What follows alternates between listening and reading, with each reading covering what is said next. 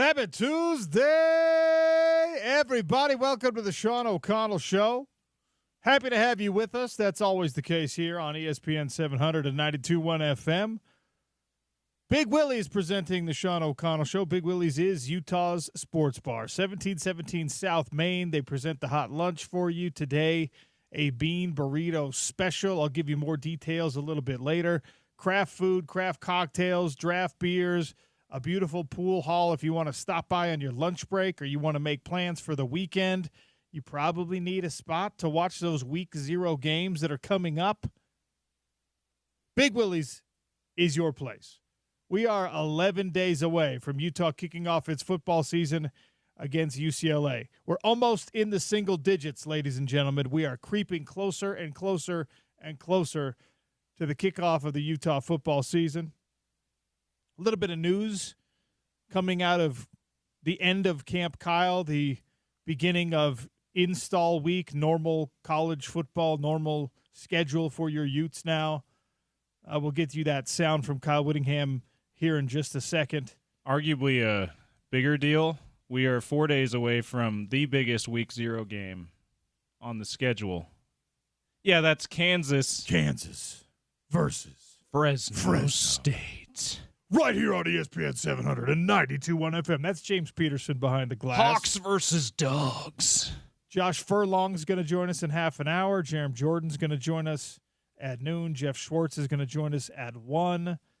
Jeff, by the way, is a bona fide dyed-in-the-wool fight fan now. After is he last week? Oh, he came to the fights in Charlotte. He did show up like he said he would. Then. Yeah, we even convinced his wife to come. Whoa. Yeah. Was she as big of a fan as he was, or I think that's why he became such a big fan. Oh. Because his wife enjoyed herself, and James. He said that was like as a married huge man. Underdog as a betting man. As a betting man of Jeff Schwartz absolutely is. He had very low odds on her in going, first of all, and absolutely not enjoying herself. So that's amazing. Let me tell you this. Your boy right here, I must be pretty charming because I went over to Jeff's house for dinner. Yeah. And convinced his wife that she needed to come. I mostly guilt-tripped her into it, I think. But she showed up. They enjoyed it.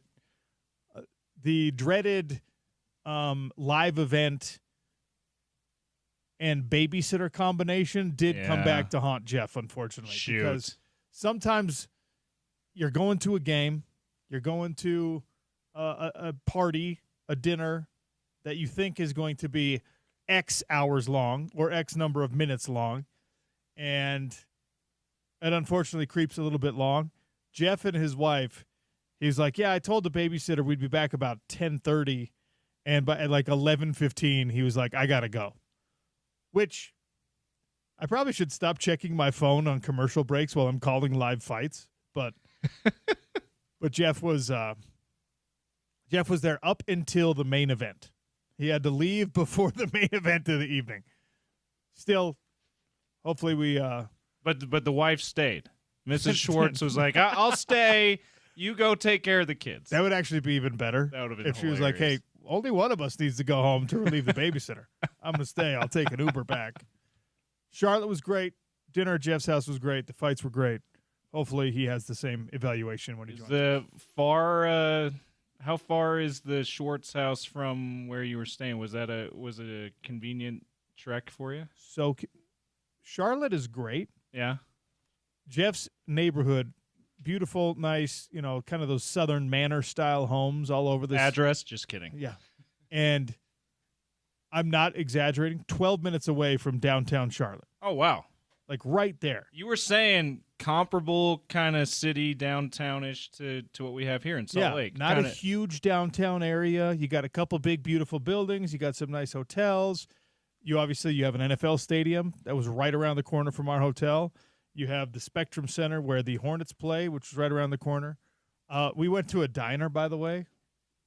One of my big pet peeves is after a late-night event, you can't get any good food. You gotta suffer and just get some pizza. Yeah. Which is fine, except when you're doing, 30 events a year. You don't want to have pizza. Like, nobody eats pizza 30 times in a year. Yeah. It's too much. We found a late-night diner right across, like seriously across the street. Like if you cross the street, you're at their Delta Center. You're at the arena where the Hornets play, and it's an all-night diner. We walked up to the front. Waffle House type place? And it's called the Midnight Diner. Oh, okay. Love the name. They had a brace of police cars parked out front. You had to get patted down as you were walking in. And we're looking around like, is this the kind of diner that we think it is? Coachman's? No, just kidding. Give a little bit of a Coachman's. Shout out to Coachman's. Coachman's circa 2004 vibe. It was great. Anyway. You know what, James? Let's go to the sound? Let's cue up some sound from practice yesterday. Kyle Whittingham, notoriously tight-lipped about what's going on with depth chart things. If he doesn't need to release details, especially when you're going up against a Power 4 opponent like UCLA, if it's Cal Poly, like you probably are willing to say some things, which is why we got a starter announcement from BYU, because they start with an FCS opponent. They're just like, they're not worried about it. We'll get to that here in a minute. But they play things close to the vest at the University of Utah, especially with UCLA coming up. And yet Kyle Whittingham, take a detailed listen, he gave you some insight at least on one important battle that's been going on at camp. Here's Kyle Whittingham post-practice. Kyle, you had your second scrimmage. How's everything going? How's the depth chart shaping up? It's shaped up. We probably won't release one, though. With the new, what do you call it, a health rule, or the rule that the Big 12 put out, that's really all we'll release each week is who's available, who's not. But I can tell you that Isaac Wilson is number 2 right now, and Bird Ficklin will have a role as a number 3 guy, a portion of the offense that they'll have available to him. But I think we're pretty well set in each position, and we know who the travelers are, who the scout team guys are. And 12 days out, it's time to really focus and hone in on UCLA. What are your thoughts on the Big 12, I guess, mandating injury reports? I know you like keeping injuries close to your vest for the past few weeks. What are your thoughts on it? Yeah, we'll adhere to it. It's not a problem at all. Kind of wish the Power 4 was all on the same page, and each conference didn't have their own spin on it. I don't know why we can't get together and have one uniform injury report, or whatever you want to call it. But sure, we'll adhere to the rule. And the way I understand it, it doesn't count. The rule's not in place for non-conference games, so we're facing a conference opponent, and so we'll fill the paper out or whatever the procedure is and go from there. Kyle, we haven't heard anything about the specialists this fall. How have they been performing so far? They had a good day today. It's been a little bit erratic, some positive days, some not so good days. But Dylan Curtis, our place kicker, was 100% today, and he's got a strong leg. He is without question got the strongest leg that we've ever had here now. Matt Gay might take exception to that, and Andy Phillips, but this guy hit a 65-yarder in practice with no problem, and so but he's a freshman. He's never kicked under the bright light, so. My guess is he'll handle it pretty well, but he has not kicked in a college football game, so we don't want to get ahead of ourselves. But as far as leg strength, it is there. Orion, our punter, has had a little bit of a sore leg during the course of camp, so he was shut down for a little bit of time, but now he's back, and looks like he's going to be able to do a good job for us. Kyle, how does K.O. Johnson look? How's he look? Yeah. He looks great. He's the captain of the secondary back there, him and Smith Snowden. He's everything you want in free safety. He's a good tackler. He's got range. He's got instincts. He takes good angles on the ball. He's got good ball skills. He was a receiver when he came here, so he's certainly very capable as a ball catcher. So and he's got size. He's 6'2" and about 200 pounds, so he's the whole package. Have you just seen that gradual growth with him every year? Ever since he got here, he's taken a step forward each year. And I can't remember when we moved him. I think it was after his freshman year we moved him to safety. But when we recruited him, we had that in mind. He may end up on that side of the ball. But I think he's really in the right spot and doing a good job. Where do you feel like Isaac has improved this offseason?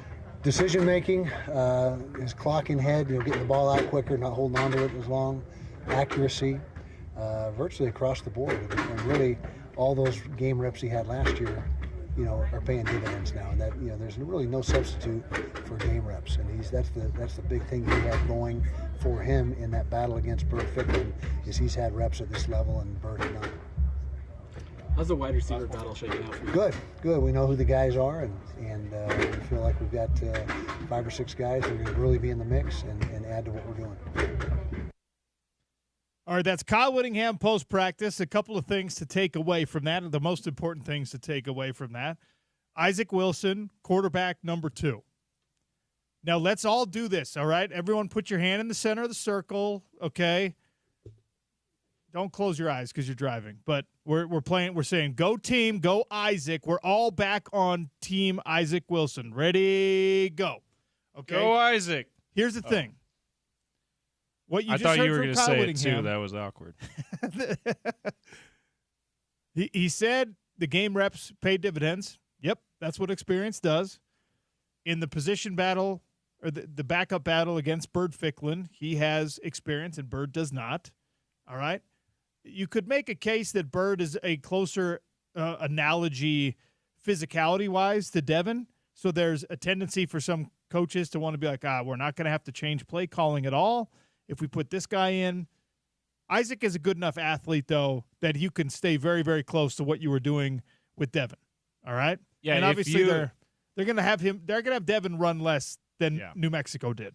If you wanted to go into what you said about Isaac and his athleticism, if you wanted to do some design runs with Isaac, you could, and it could be effective. And honestly, you probably should, because one of the things that I think was really tough on him last year is, like, in high school, he was allowed a certain amount of license. First of all, his processing speed, his arm talent allowed him to just destroy high school level defenses.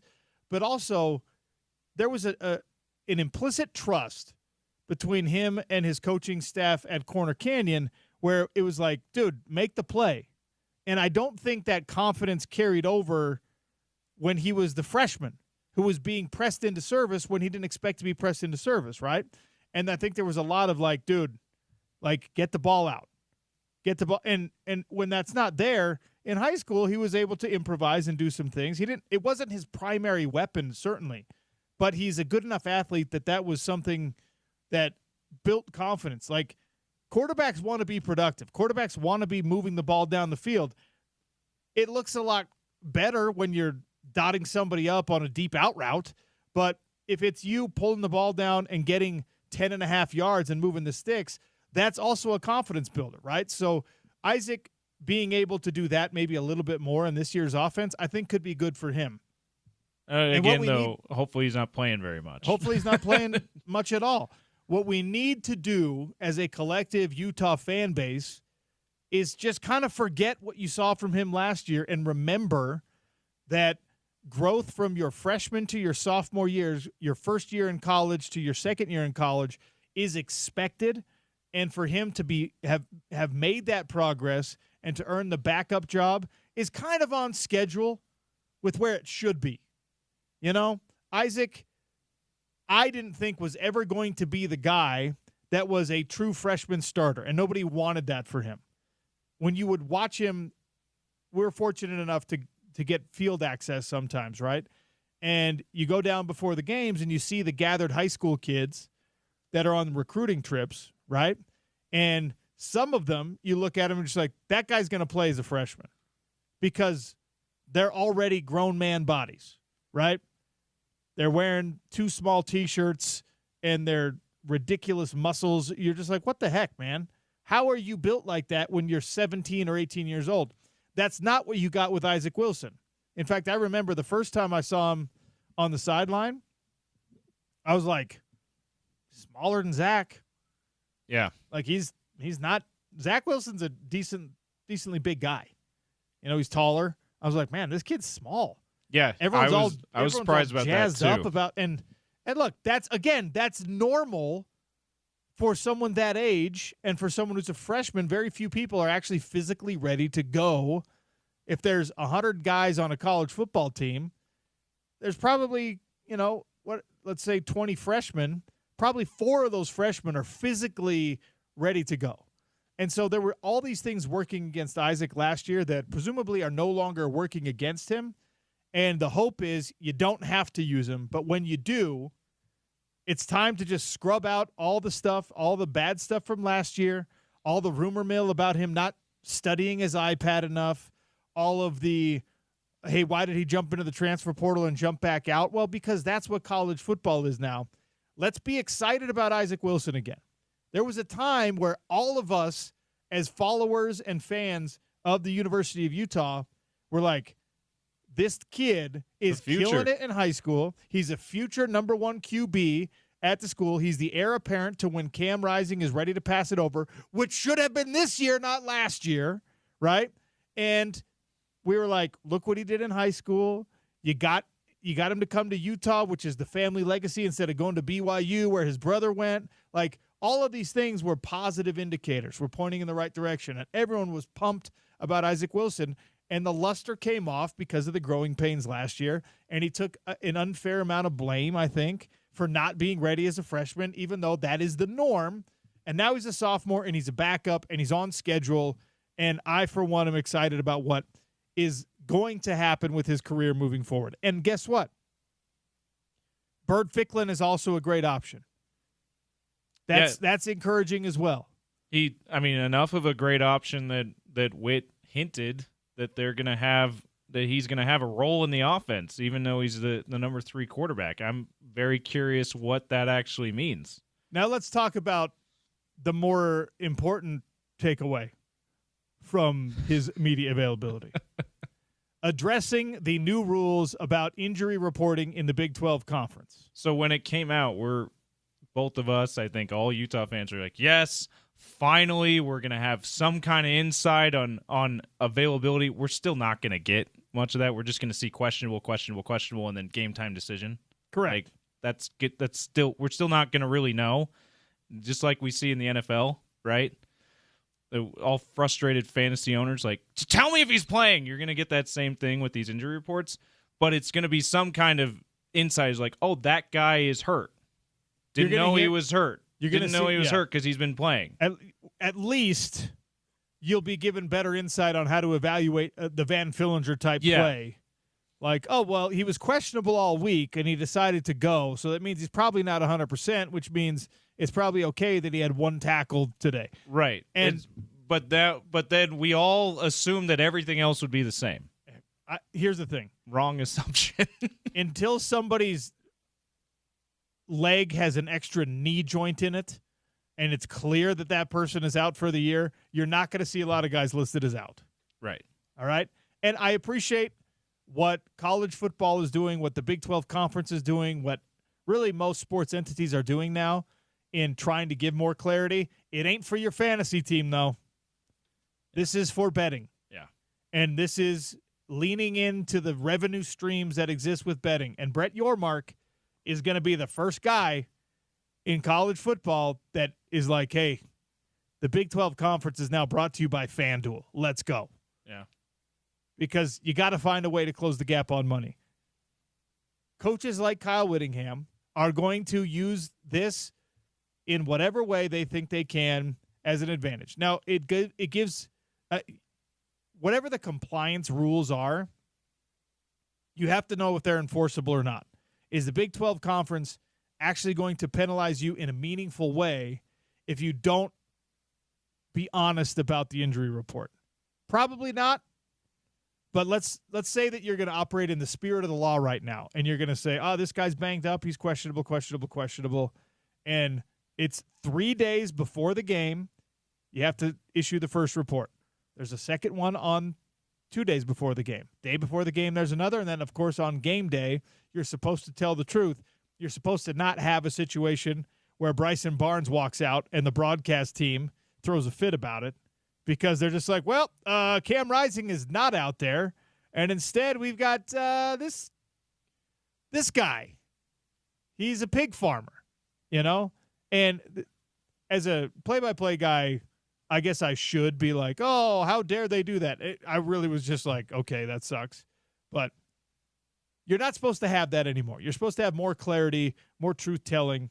We'll see if it actually plays out that way. The funniest thing about the Kyle Whittingham sound, which you can find always at ESPN700sports.com in the on-demand section on the ESPN 700 app, wherever. The funniest thing about it is that Coach Witt made sure to point out, well, as far as I know, this rule only applies in conference games. And the too deep that we're used to getting that says Devin Dampier starter, Isaac Wilson number 2, or Smith Snowden or someone else at corner, right?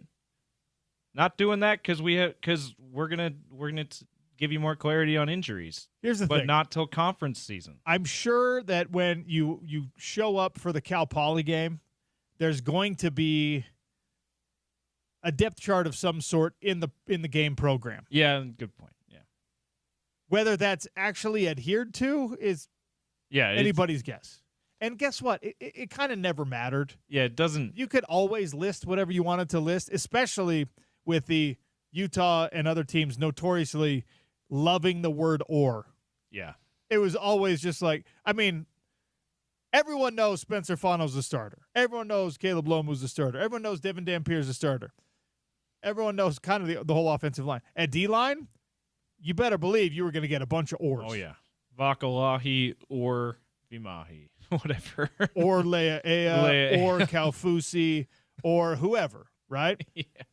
The opposite end of Logan Fano, who's a team captain, so you're making the assumption that he's a starter, although maybe we shouldn't. Yeah, because recent history tells us that's not necessarily the case. Yeah, even who is the why is the first name of this particular Kaufusi escaping me? But Devin. Yeah. Devin Kaufusi was a team captain who I don't think he started a game his senior year. He did not. He was I believe he started some the year before, but he was not a captain when he was a starter the year before. So you don't have to make that assumption. But on the opposite side, it's going to be John Henry Daly or Cash Dillon or any assortment of individuals. Oh, what about our nickel corner? Well, that's going to be Smith Snowden, or is it going to be Jackson Benny, or is it going I mean, they're going to do this with every position, and it's fine. Yeah.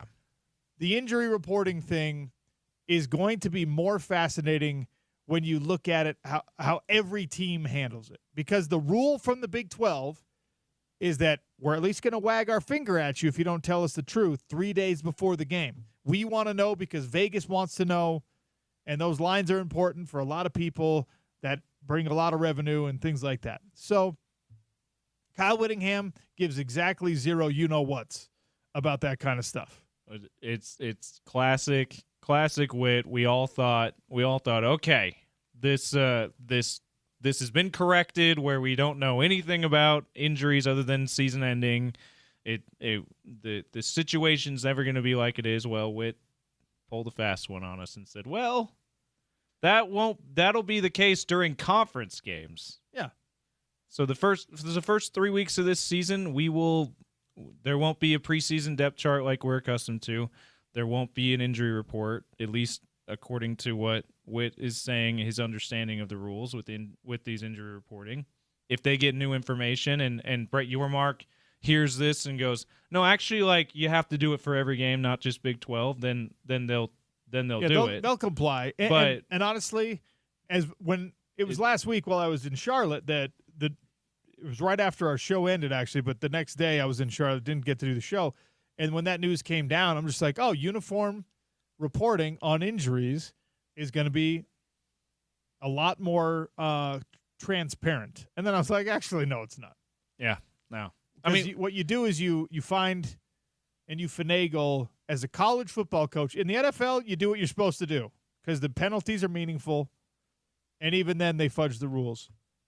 But as a college football coach, these are old dogs, some of them, that you can't teach new tricks and that have no interest in learning new tricks and that have no interest in giving anyone a perceived or real advantage based on roster availability or lack thereof with your players.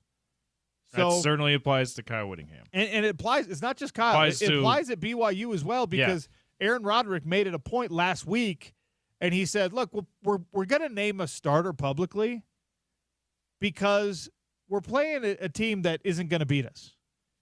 If it was an opponent, if it was a Big 12 opponent, or if it was like a UCLA type opponent, or they were playing their kind of B+ or A- game of the preseason in week 1, then he would do the same thing. He'd keep it close to the vest, and he'd have everyone wondering whether it was going to be Hillstead or Bachmeier or Bourget, although it seems like no one has believed for the last couple of weeks it was going to be Trayson. And eventually they named Bear Bachmeier. We'll talk about that more on the show as it progresses today. Red and blue today with Jerem Jordan. Jerem Jordan is going to have his there. thoughts. Yeah. So, yeah, Kyle Whittingham's sound from practice. You can find it right here on the show live. If you can't listen to the show live, ESPN700sports.com, in the ESPN 700 app, and wherever you get your podcasts. I'll just say this last thing about the injury reporting and how, like, none of us who are football fans, work in media, whatever you might be, should believe that this means we're going to have so much more clarity on injuries. Like, look at you don't need to look any further than how Bill Belichick handled the New England Patriots injury report throughout his tenure. Like, Tom Brady was always questionable. Tom Brady was never questionable, right? Unless Tom Brady was dying, he was going to be your starter. Right? Like, but he was always listed on the injury report. Like, you're going to have coaches like Kyle Whittingham, like you say, Kalani Sitake, and others throughout the nation. Maybe every single coach that's going to game it and either do that where you put a guy that you know, your star player that you know is close to 100% healthy as you can get on the injury report just to play just for gamesmanship purposes, or you do the opposite where you downplay a key player for you. I'm putting him on the injury report, but I'm putting probable, even though it's really doubtful that he might play. You know, like Cam Rising the last few years. I wonder, like, how often would he have been listed as doubtful when that was absolute or out? He would have been listed as probable every week. Yeah. So because how stupid were we? We would debate every week going back 2 years, going back to like 7 months after the injury itself actually happened. Like, you think he's going to play week 1? Yeah, I think he is. They wouldn't lie to us about that. Like, so this is we're going to see that we're going to get some of those nuggets, like you say, a Van Fillinger. Oh, he's on the injury report. Interesting. He hasn't missed a game, but he's on the injury report. But beyond that, it's still going to be shrouded in mystery, and people are still going to be frustrated. By the way, if I'm a player, I know players don't have this level of influence in the Utah football program necessarily, the way they might somewhere else. But if I'm a Van Fillinger equivalent, and people are starting to be like, dude, you suck, I'm going to my coach and I'm being like, I'm going to play, but put me on the injury report. Yeah, tell people I'm playing hurt, please. Because I'm sick of people thinking I'm bad when I'm hurt. I'm sick of that Sean O'Connell guy on Sirius XM. Yes, honestly, probably me, because I was the biggest you-know-what about all of it. 31 Days of Football is brought to you by Baskin-Robbins. Great football conversation Monday through Friday. We cover the Utes, the Big 12, the NFL. Start of football season is right around the corner. 31 Days of Football from Baskin-Robbins. So 11 days out, which means you're like the 11th best flavor on that Baskin-Robbins menu. So what are you right now? Like, it's not a bad flavor. There's no such thing at Baskin-Robbins, but it's not your go-to. It's not your favorite. You're 11 days out, so you're like lime sorbet right now. All right. You know, Lime it's like, sorbet. oh, you know what? That actually sounds kind of good right now. Most days it's not your order. You're saving that cookie dough, all right, that cookies and cream, the Rocky Road. You're saving that for game week. Yeah. But right now, you're like, okay, 31 flavors. Let's explore a little bit.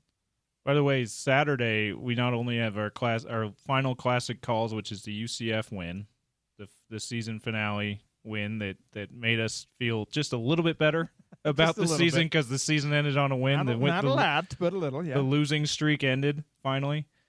Pick six streak was extended in that game, too.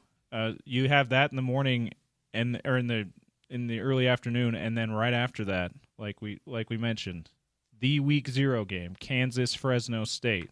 Let's go. Ignore the other Farmageddon game that's happening. Kansas-Fresno State is where it's at, okay? You need to watch that just so you could scout out the Bulldogs. So two football games, one from last year, Utah Football Classic calls, and then a season opening game in Week 0 on Saturday. So that's part of our 31 Days of Football, brought to you by Baskin-Robbins as well this week.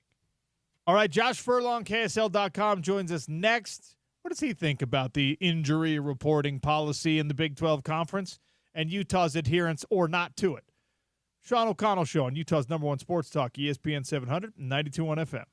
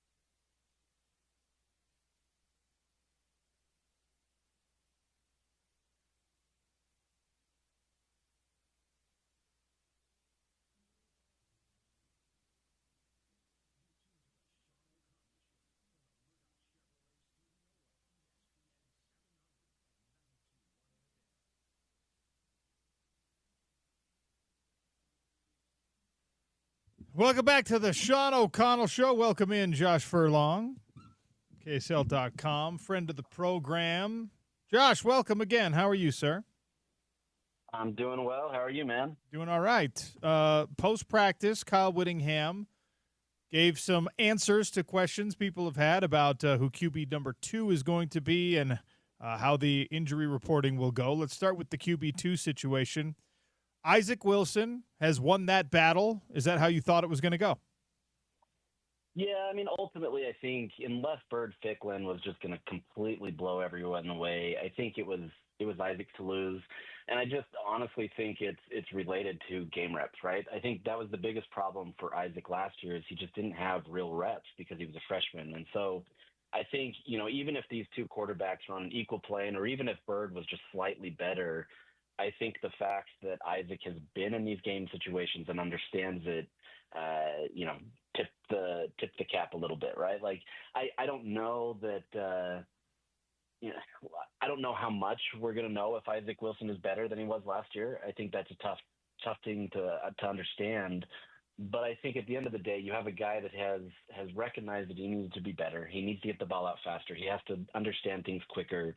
On the same vein, he has a new offensive coordinator that's not going to give him a Bible of a playbook to master and try to understand before he gets in there. So I think, there's some advantages to have Isaac. I understand some hesitations that are still there for him. But I think at the end of the day, it's the best choice that Utah could go with, and I think they'll be okay, assuming that he has made the progress needed to be able to progress as a quarterback. Well, progress is kind of the question with everyone who played last year in this offense.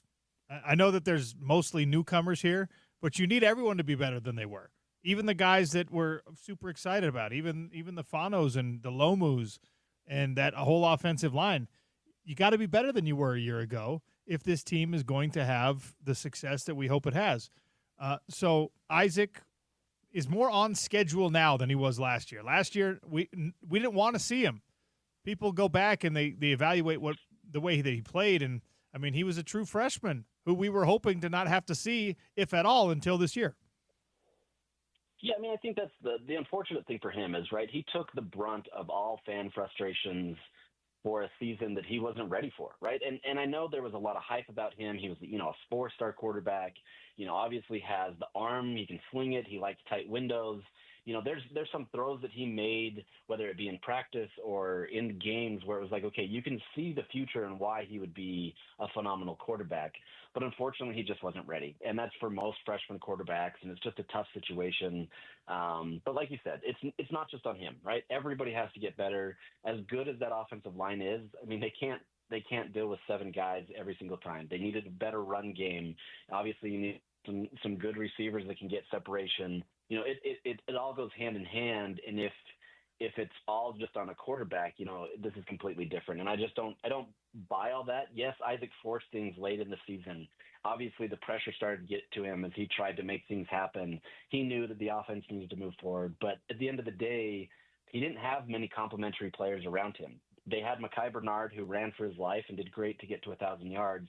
But beyond that, they had a guy that ran for 136 yards. That was it. They just didn't have anybody that could complement him. And unfortunately, he gets the brunt of the frustration. So, look, maybe go into this with an open eye. I understand the frustrations, and I'm not here to tell you how to fan or tell you how to do all that stuff. But I think, you've got to trust the coaches that they have something on their hands that they feel confident about, and you just hope that you don't see Isaac this year. All right. The other information that came out of post-practice yesterday was the less exciting news for people that policy is going to change. There's a new injury reporting rule in the Big 12 Conference, and that means that Kyle Whittingham adjusts his practices to try to gain an advantage, or at least to not give anyone else an advantage. He said they're not going to release a 2-deep. They're not going to release a depth chart. Now, at some positions, I don't care. We know who the starters are going to be. I would like to know who the primary backup is at some of those spots, I guess. But what do you think of this? How should we be reacting to this? The longtime Utah head coach, who's notoriously as secretive as he can be, continuing to feel this way about sharing information. I just kind of have to laugh in some respects. Like, it makes my job more frustrating sometimes, but it's just amazing that he can find new ways to just kind of get a perceived advantage, right? Like, at the end of the day, the depth chart that he released was rarely accurate. I mean, it was mostly accurate, but like, there wasn't a lot of change to it. There wasn't anything that you really can understand from it outside of maybe a first look at the team. But it's just funny to me that, if the conference zigs, he's going to zag. And there's just always something that he wants to do to maintain a competitive advantage. And like, as much as it frustrates me and it frustrates the fans, because my job is to help be a conduit for the fans, at the end of the day, his job is to win games, right? And if he feels like it's a way to get an advantage, he's going to do it. And so, his job isn't to necessarily appease the fans. Obviously, he needs their support. But at the end of the day, his job is all about winning. And, I think you can kind of piece things together, right? Like, I have my own kind of two deeps that I kind of look at. Is it going to be 100% accurate? No. But I think there's an understanding there that, if he feels that he can get an advantage over it, great. More power to him. It is funny. It's just great that anything that is done, I think it was a lot of people when the injury report came out was just like, yes, Kyle Whittingham now has nothing that he can do to kind of change it, and he continues to find ways to do it. So, kudos to him in that right. I think it's hilarious in some respects. It's just kind of interesting that he just continues to find these new ways to be creative and kind of hold things back. So what position did you most want to see on that depth chart and get clarity based on, we've all kind of like gleaned what we can from the post-practice availability. You don't get to watch practice. What position were we hoping to see like some clarity in a depth chart that we now know will not be released? I think for me, it was wide receiver. I think all the other positions, we have a good idea of who it's going to be. And if not, you have kind of like a good rotation there, right? And I think there may be some position groups that do still have kind of that rotation order that goes well. But I think, we want to see who these wide receivers are. We have a belief that Tobias Merriweather should be good. Larry Simmons should be good. Creed Whitmore should be good. There's a lot of these other guys that are going to factor in there. We want to see how this is going to pan out. So that to me is kind of the biggest question. We understand that Wayshawn Parker and Akari Rogers are going to be two guys that are the top guys in the running back room. It would be nice to kind of see who's behind them. But I still think the wide receivers are the biggest question as to who is going to lead. He says they've identified 7 to 8 guys. You can kind of pencil in some of these guys, but at the end of the day, while not watching practice, we're just going to have to take their word for it. So really, none of us will know anything until next Saturday. And even then, I don't know that we're going to have a full picture of kind of how things have gone. So but to me, that's the most fascinating, trying to figure out who is going to be the guys that Devin Dampier has a connection with.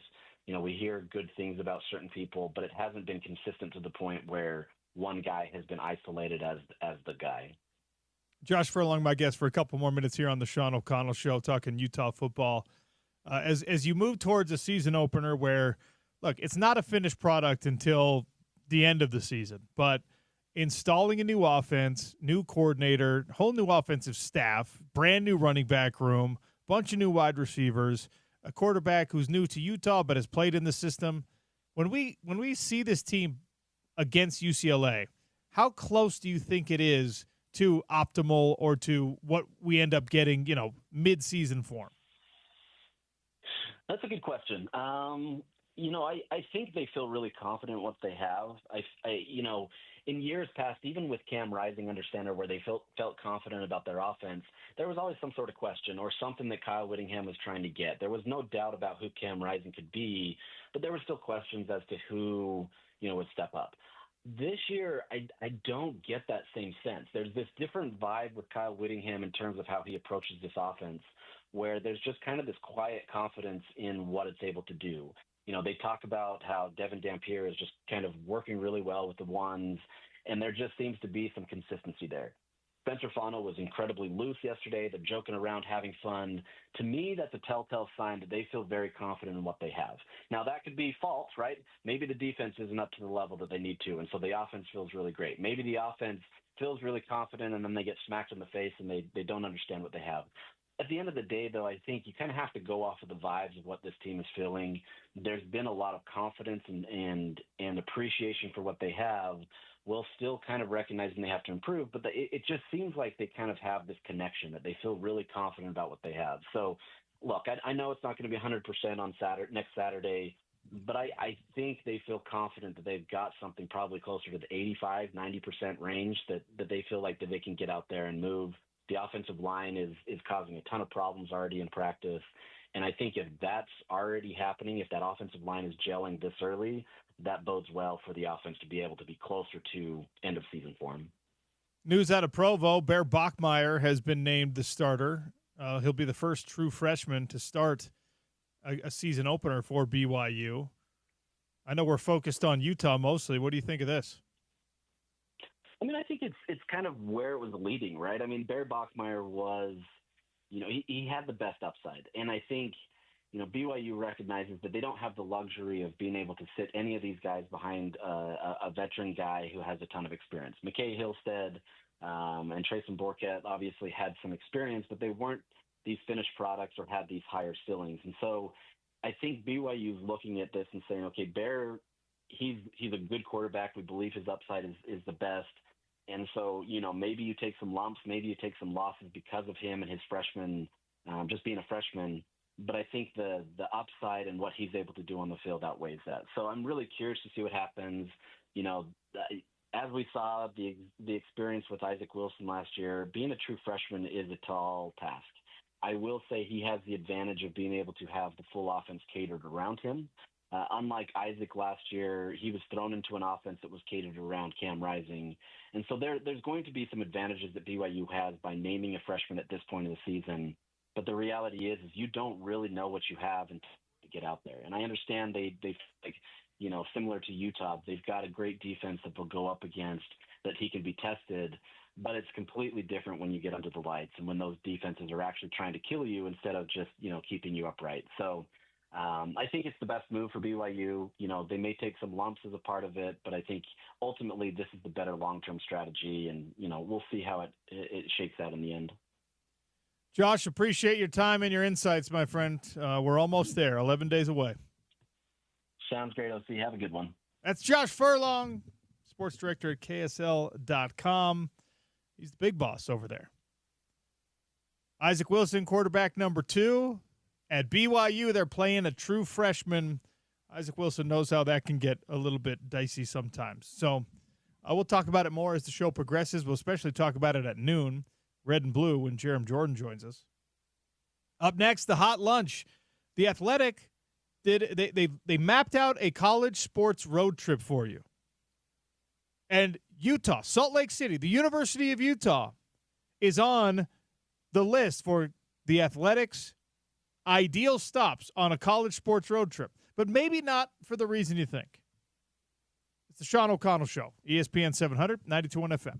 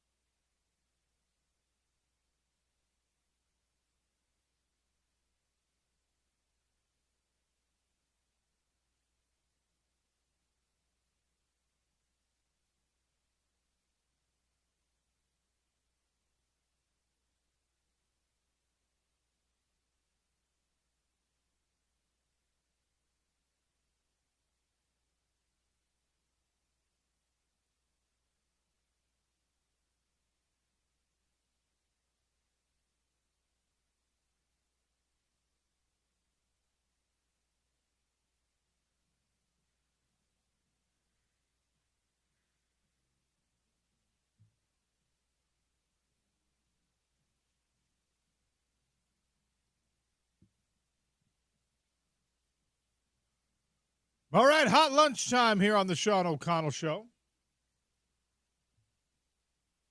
Utah's number one sports talk, pairing up with Big Willie's at 1717 South Main. And the hot lunch today that they sent in for us, whoo, I love when the side is those tater tots. Golden, crispy, perfect ratio on the fry sauce, just the right amount of salt on the tots. Man, I could have a whole meal of just tater tots. Thankfully, I don't have to do that. What I appreciate most about today's hot lunch, the lunch special runs every afternoon, $13 to $15 for a lunch special. Tell them OC sent you. Grab a delicious meal from the craft food menu. Grab a cocktail if you're so inclined. Soft drink, adult beverage, whatever you want. What I appreciate most about what they sent in today is it's not something that had Patrick and company down there at Big Willie's, had they not chosen this for the hot lunch today, I probably never would have tasted it. I probably never would have ordered it because it's just not the most sexy thing on the menu for me. It is a veggie burger, avocado veggie burger. It is a black bean patty with a delightful fanning of avocado slices. As most of you know, it is absolutely key when you're slicing an avocado to add to a sandwich, to add to a burger. You have to get the thickness right, not only so that the bun can lay flat and the burger or the sandwich can live in the space that it's supposed to, but because you're wanting to get the perfect mix of flavors in every bite. And if one of your avocado slices is gigantic, double thick, it messes with the ratio. This one done perfectly, as I've come to expect from our friends at Big Willie's. So I can't believe I'm saying this, but check out the veggie burger on the menu at lunch, 1717 South Main. Legitimately worth a shot. A great sandwich, a great burger, great tater tots on the side. Big Willie's, a great sports bar. The perfect place to watch Week 0 action coming up this weekend. Perfect place to watch that Utah-UCLA game if you're not going down to the Rose Bowl yourself. 1717 South Main at Big Willie's. Tell them OC sent you. All right.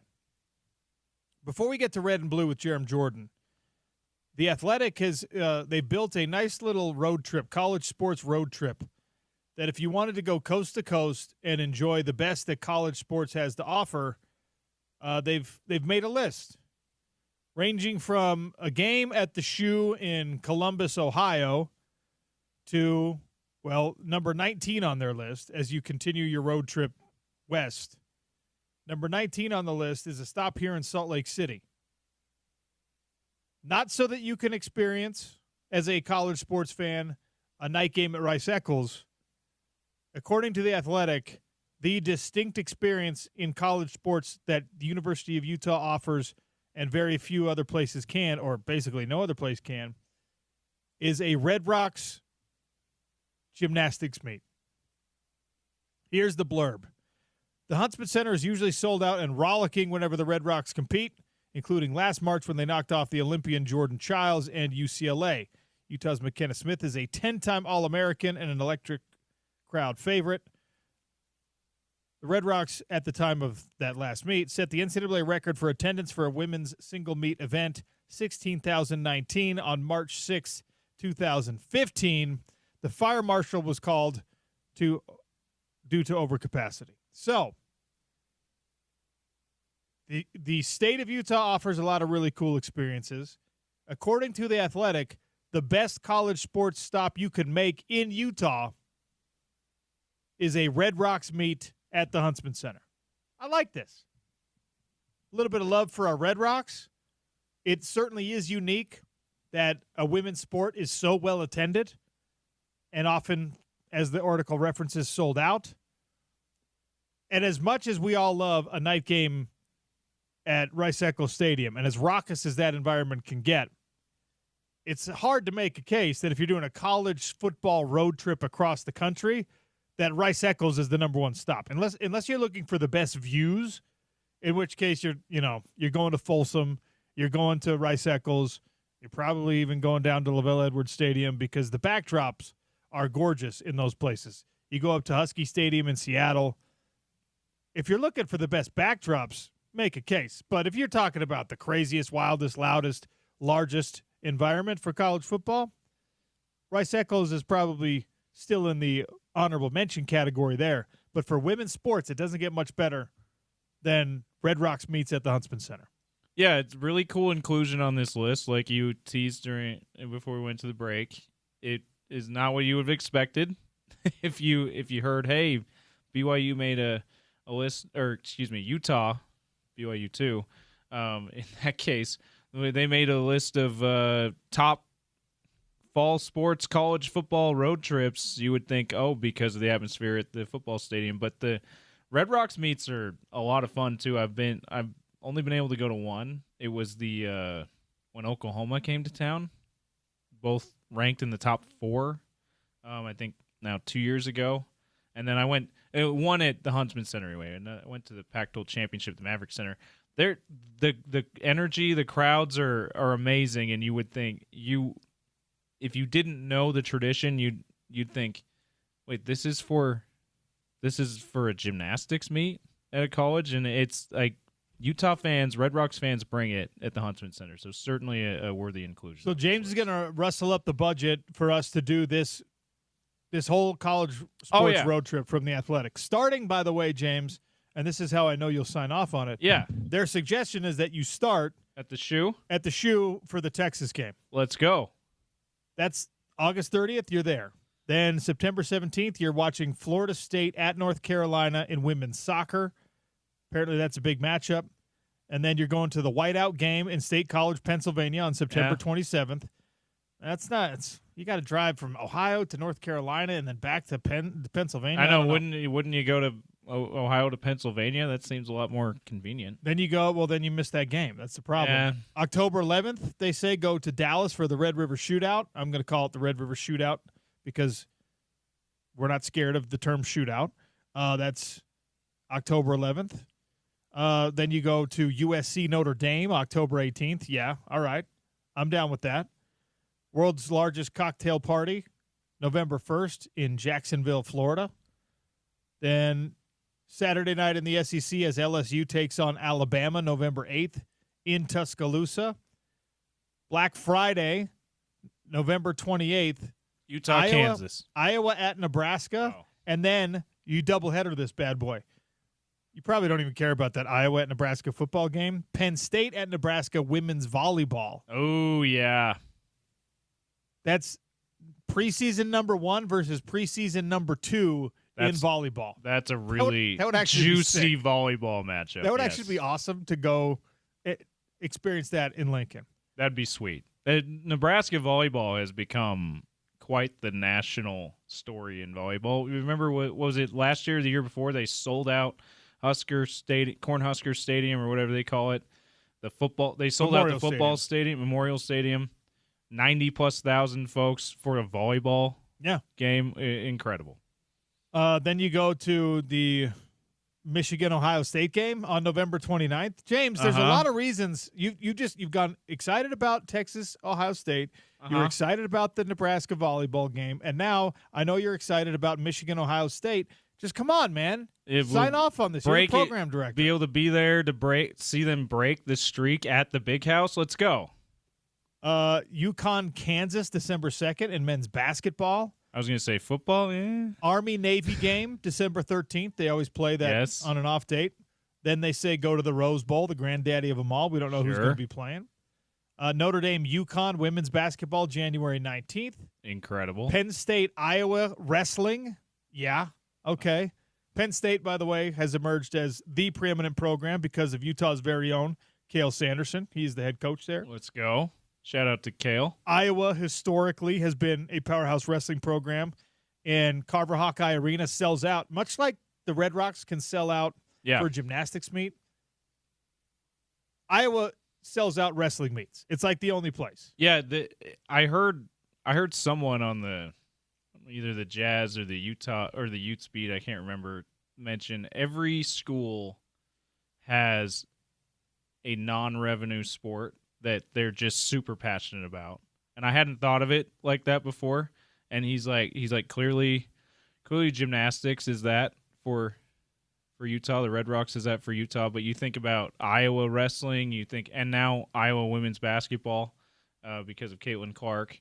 And then we'll see how long that lasts with her not being there anymore. And then you think about Oklahoma softball. Like, there really is, you can, if you think hard enough, Nebraska volleyball we just talked about, you think hard enough, you can identify, hey, that's that school's passionate sport that's not the one that people think of as a big swimming. Deal. Yeah. By the way, 16 of the last 17 national championships in wrestling have gone to either Penn State or to Iowa. Penn State's won 4 in a row. So a regular season matchup between them would be fun to watch. That'd be sweet. This is actually a very well thought out and executed list of a college sports road trip. And we also love here on the home of the Utes that none of them involve BYU. So way to go. Way to go athletics there, or the athletic there. You start it in August, and according to this one, let's see, you'd finish it in Eugene, Oregon. Oh, no, sorry. You'd finish it in Omaha, Nebraska on June 20th for the College World Series Championship. World Series. All right. We're doing it, baby. I'm sure there's Oklahoma. Let's go. Jump on sponsors. Everyone who's sponsoring Camp Kyle and helped us do our countdown to the college football season. You're going to pony up the money to help us do this road trip. We're just going to carry it on over, Let's baby. Let's go. Culligan Water, what's up? I'm sure there's a softball World Series game in there too on this trip. Steel Vault, come on! I know that all of you people are really excited about this college road trip. All right, we got to take a break. Jerem Jordan's going to join us next for some red and blue as BYU has named true freshman Bear Bachmeier the starter. It's the Sean O'Connell Show on Utah's #1 sports talk, ESPN 700 and 92.1 FM.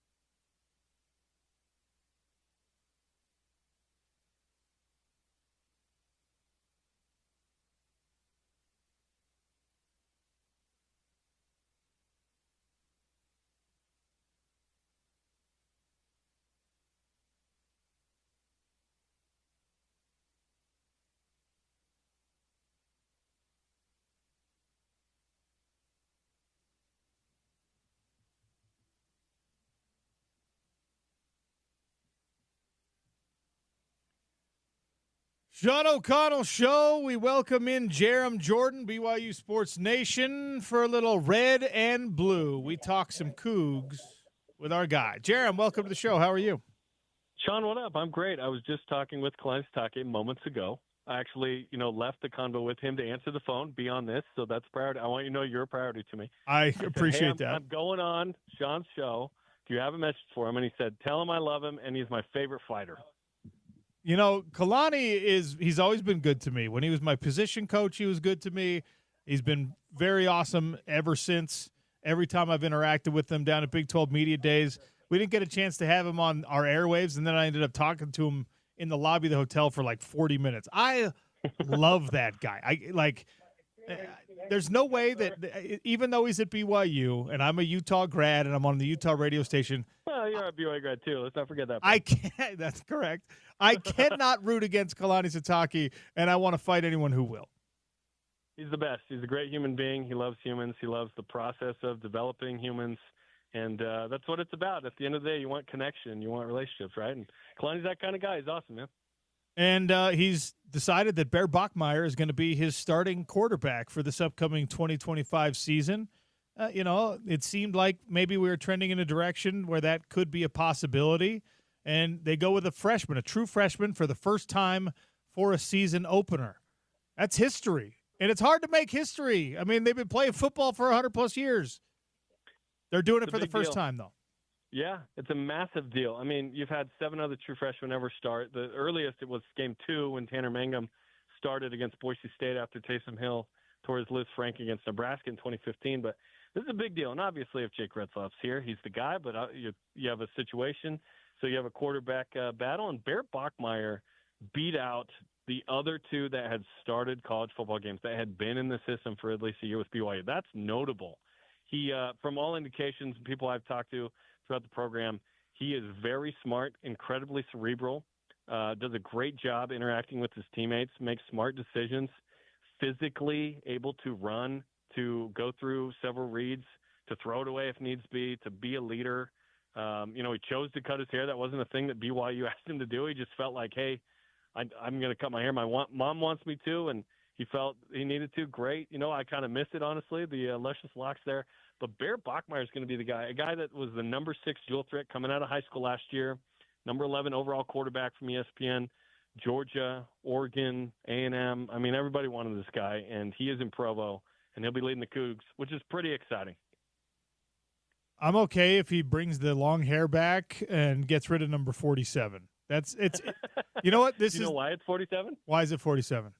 He played linebacker and running back until about 8th, 9th grade, and he just stuck with it. He likes it. So I think when opposing defense look over there and they see 47, they go, first, what the heck?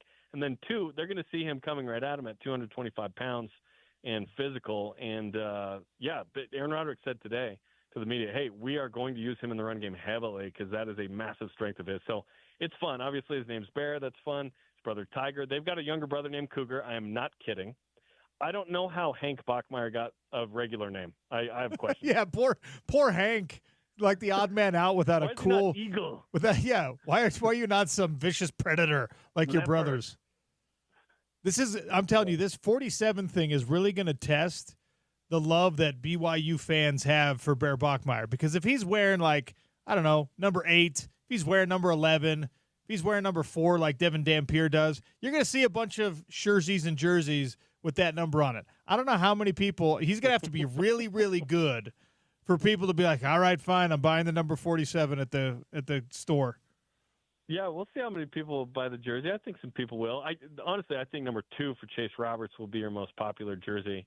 And then there's some other ones that could be interesting. 16 for Isaiah Glasker comes to mind. So, yeah, 47 is certainly interesting. I love the puns associated with Days of 47, the right to bear arms, bear witness. All these puns are they're funny now. They probably will get old. But let's get after it, man. A dude named Bear Bachmeier is quarterbacking BYU, which is great. And my interactions with him have been awesome. I think he's ready for this moment. I think he's super mature. And then Jay Drew had the tweet of the day, by the way. He pulled up. He saw the kind of remaining Provo fire up on the mountain, and he said, white smoke is emanating from Provo. They have chosen a Catholic quarterback. Oh, yeah. Why does BYU not want LDS quarterbacks anymore? Answer. Make BYU quarterbacks LDS again? Question mark. Don't quote me on that. Don't. That's a joke. That's a joke. Don't set that up. I already tweeted it. Sorry. Yeah, exactly. No, but the last couple of years it has been interesting from the human side of this, right? In 2019, Jaron Hall is the first black starting quarterback in BYU history. In 2019, 2018, Zach Wilson is Polynesian. I mean, I know he doesn't look it, but is that playing? That's a Polynesian Player of the Year. Put some respect. He won Polynesian Player of the Year, so take that. Yeah. And then obviously Jake Retzlaff, first Jewish quarterback, and now Bear Bachmeier is the first Asian American starting quarterback at BYU. His mom's Thai. His dad is from the United States and was a Marine, went to Navy. So yeah, there's some cool human interest stories as well with the quarterbacks. When we talk about a true freshman starting, right? I mean, yes, players are accelerated in their high school development now to where it's not as big of a stretch. And obviously, you mentioned his physical size. That helps a lot when your body is ready to play at this level. But if you're, peeling away some of the optimism, you're saying, okay, what's the worst case scenario here? Like, what do they have to be careful of when playing with the true freshman at the quarterback position at BYU in this Aaron Roderick offense? I don't think they're asking him to win the game. I think they're asking him to take care of the ball, to make good, simple decisions, to be clean in the handoffs to what you think will be a good run game. The defense is going to get you some short fields with takeaways. They're going to get a lot of stops. Frankly, in training camp at least, the number one defense did really well against the number one offense. But then I talked to one offensive player today, and they said, we've started to do some of the, specific stuff getting ready for game one. And he said, we moved the ball. So you want a little back and forth in the fall camp. But frankly, this BYU defense is top 25. They're really good. It should be hard for a new quarterback to sort of get things going. But apparently he's had his moments of explosiveness. He's taking care of the ball pretty well. I think that would be the sort of hesitancy, as if you're going, okay, the BYU defense gave up a bunch of points. Now you got to catch up. I don't see that happening a lot. I think this BYU defense is really good. I think Jay Hill calls a great game plan. He's got a lot of depth, a lot of quality on the defense, and special teams is like really, really good across the board. So I think you're asking the offense to score enough. Frankly, if Bronco Mendenhall would always say, if we score 24, we've got a great chance to win. I think if BYU gets to that number in a lot of games, they're good. They didn't lose a game last year when they got to 24, and then they were 2-2 when they were sub 24. So that's sort of a magic number to watch. But certainly the schedule is tougher than any other true freshman has ever faced at BYU. 10 Power 4 teams, and there's a lot of quality there and goodness in the Big 12. So it's going to be a challenge. But the ramp up for BYU is really nicely set up for a true freshman, where you're playing some good teams, but they're not like the best teams in the league right now. Colorado, West Virginia, Arizona, for example, in your first 3 Big 12 games. Then when you go through the gauntlet, I think we've talked about it, but to repeat it, Utah, at Iowa State, bye week at Texas Tech, TCU at home, that's a real tough 4. So hopefully by that point he's extremely comfortable and feels like, BYU can go and win 2 or 3 of those 4. In week 2, they've got Stanford, which, of course, that's an interesting game now, right? Which, of course, I mean, that's where Bear and Tiger came from. But also, so much has changed at Stanford. I don't know how weird it is. I mean, some of your teammates are still there, but different coach now. And this is the nature of college football. There's a lot of players that have to face their former teams year in and year out. Yeah, it happens. And BYU happens to have 7 dudes that we're either committed or transferred from Stanford, or Stanford was in their final 3. They got a bunch of dudes. So, there's like 3 that will play. Bear Bachmeier, Tyler Bachmeier. Hunter Clegg originally was a Stanford commit, obviously, signed with Utah and so on and so forth. So it's going to be interesting. Yeah, and Stanford's kind of in some disarray. Do they figure some things out early? General Andrew Luck coming to town as the GM. That's my favorite Twitter account, by the way, is the fake Andrew Luck. Fake Andrew Luck as a Civil War. From a Civil War. It's so good. Big picture, Ryder Lyons is expected to serve an LDS mission, right? He said he's going on in 1 year. Okay. So that still it's a longer runway. That I asked that because if you just got, a big 5-star number 1 recruit to commit, and then you say, well, we have a true freshman starter who might be in that spot for the next 3 or 4 years, that could affect some things. But missions, extend timelines a little bit. Yeah, and it'll be interesting. I actually think that's, there's a good timeline there. Who's to say he doesn't go out there and go, I'm going for 2. It's all good. Who knows? But I think quarterbacks are like produce. You got to use them quick or something happens. They leave or, they transfer, whatever. You go with Bear the next couple of years. Isn't it an ideal situation that true junior Bear Bachmeier is the starter, and then you have a 5-star come in and he competes with them, and now you've got 2 guys that you love, and you go from there, and it's a great problem to have. With the portal, everything's year to year. I used to be like, dude, let's look at this down 7 years down the road. I don't think that's possible with anything. It's just year to year. Things can change so quickly with coaches and players and systems and laws, frankly, and governance and so on and so forth.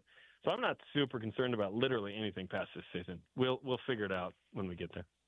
Jeremy Jordan, our guest here for some Red and Blue, talking BYU Cougs on your home of the Utes, ESPN 700. All right, there's an article in the Salt Lake Tribune about, again, BYU's status when it comes to this pay-for-play thing. And I wonder if you, as someone who's closely affiliated with the school, who is a member of the Church of Jesus Christ of Latter-day Saints, can explain for me where the dissonance comes from when, like, everyone in the world is flexing their financial muscle to try to improve the standing of their athletic programs. And it is not as seedy. If it's seedy at all, it's not as seedy as it once was. It's not perceived to be, at least in my naive opinion, I guess, it doesn't seem like it's yucky. It doesn't seem like it would detract from the overarching mission of what we know about BYU. And yet it is something that we've heard many officials and a lot of people, like, they want to emphasize, no, we are not a pay-for-play type school. We are not the type of school that's going to be the highest bidder on coaches or on players. I don't understand the shame associated with the financial success that you sometimes have to flex in order to get these things to happen. Can you explain it for me? Yeah, and I'll just speak from my perspective, of course. I don't speak for the school or the church or anything, but just my opinion on this. And by the way, I know that you're a dad of, like, kids, because you said the word yucky, which isn't in my vocabulary as well. So well done there. Owie, or, you got to go potty. I mean, to the bathroom. Yes, correct. When you have little kids, that's how it rolls. My perspective on this is that BYU is going to play by the rules. And previously, there was a lot of, as you mentioned, seedy, shady things going on in college football and whatnot. Now that everything is above board, in theory, not everything, but, it's above board, BYU is going to abide by the rules. And if they now can compete and be competitive in NIL financially and are going to do the full 20.5 and rev share and whatnot, they are all in. They have bought into let's compete, because what is the end game of BYU athletics? It's to give glory to at the end of the day, Jesus Christ, the church, the gospel, goodness, light, relationships, happiness, all of that. It's a missionary tool. Missionaries are the number one tool from the church. I would argue BYU football is probably number 2. And it's sanctioned sort of in that way, but it is felt here that, hey, we can be a good example of living your life a certain way, and we can compete in sports. And so I frankly feel like any dissonance in that space is probably from a small minority, and that's okay to feel differently. I'm not opposed to that. I just feel like if you're obeying the rules and you're competing, what's the issue? And now BYU is in a space that they've never been in. They have incredible coaches, incredible backing, which should be applauded and celebrated. And now BYU is able to compete for some of the athletes that they've been losing over the years. Think about, the players that BYU had previously kind of lost to Duke in men's basketball, and now suddenly they're getting an A.J. DeBonta and the previously mentioned 5-star quarterback. And you're getting great, like Bear Bachmeier is coming to BYU. Now he's a starter. I think that it's never been greater for BYU. Not only sort of they're running the program the BYU way, which they always will. They'll never sacrifice that or justify that. They will always run it the way they need to run it, and they're being extremely competitive on the field. If you don't win, no one cares about the message behind the win, so you have to compete, and BYU is obeying the rules, and they're competing at a high level, and I wonder if this is what it was like in the 80s in basketball and football for BYU. where they were nationally relevant and doing things that really mattered. It's a very exciting time. I dare say perhaps the most exciting time in the modern era of BYU athletics right now. I agree with everything, which is why it doesn't make sense to me that people with influence and who do have some measure of ability to speak for the university, and I guess by extension for the church, feel a need to say, but just so you know, we're not spending the max amount. That's where I'm like, these are. It's okay to do that now.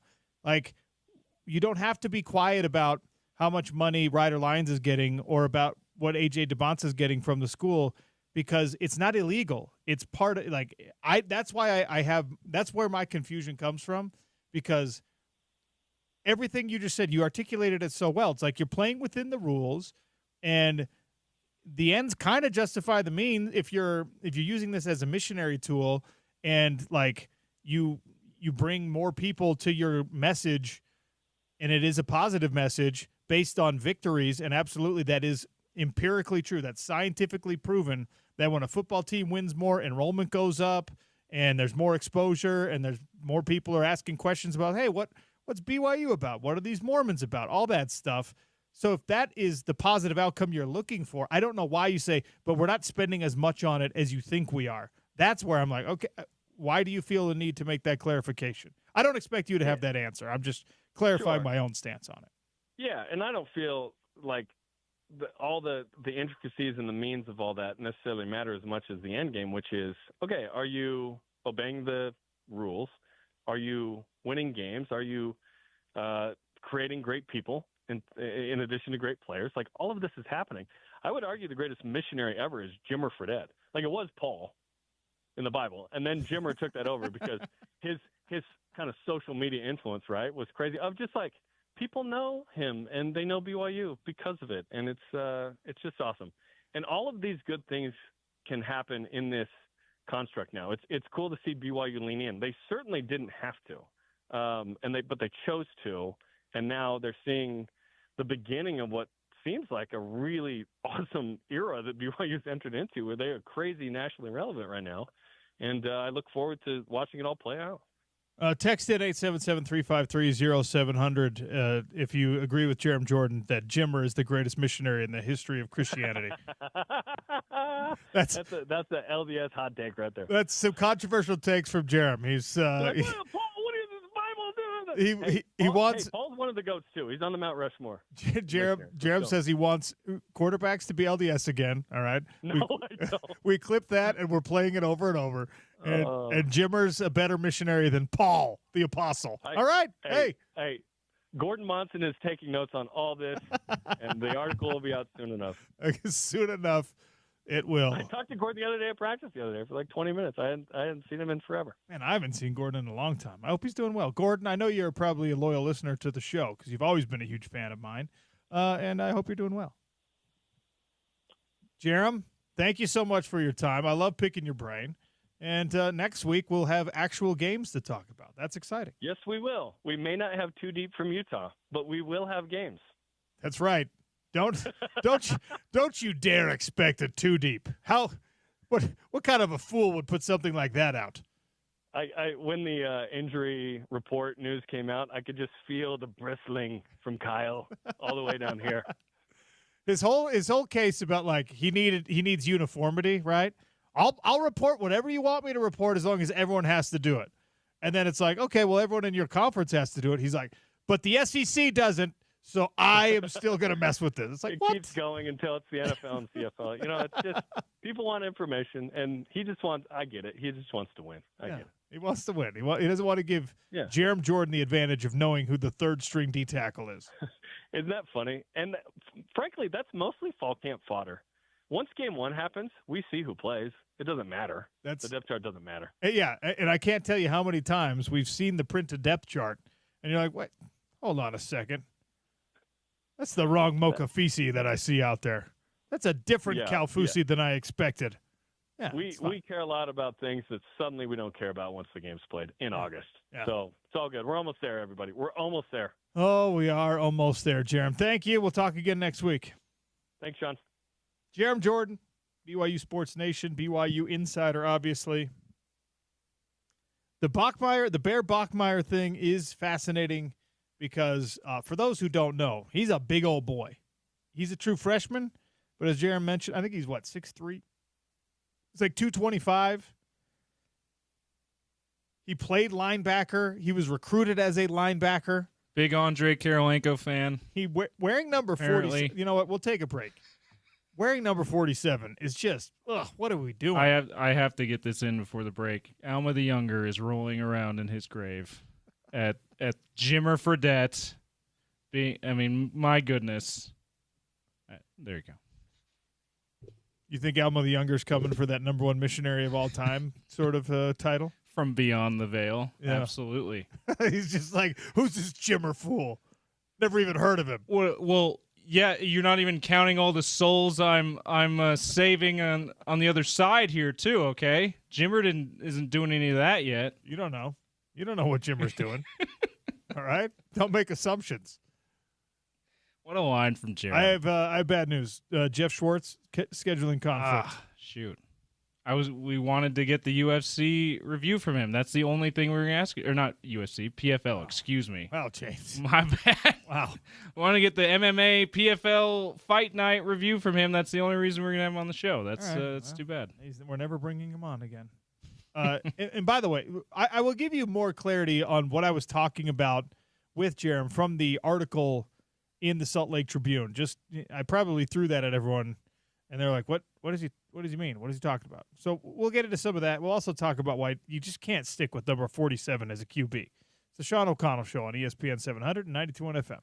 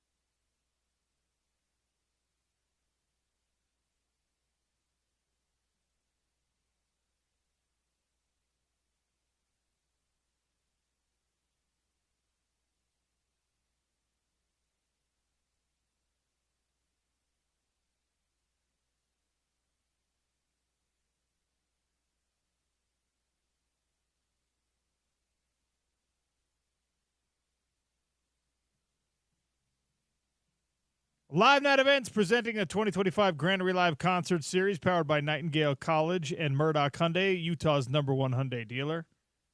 Check it out at ESPN700sports.com. Live concerts, outdoors, right in the heart of the Granary District in downtown Salt Lake City. All right, Salt Lake Tribune article about BYU football, big faith, big money. I asked Jerem Jordan about this. Forgive me, 877-353-0700 if you want to text in and tell me. Especially I would like to hear from members of the predominant faith here in Utah. Yeah, among the Utah fan base, among the BYU fan base, we have listeners. We have BYU fan listeners. We want to hear from you too, especially on this. I truly don't understand, and this, there's excerpts from Clark Gilbert, who's a general authority, and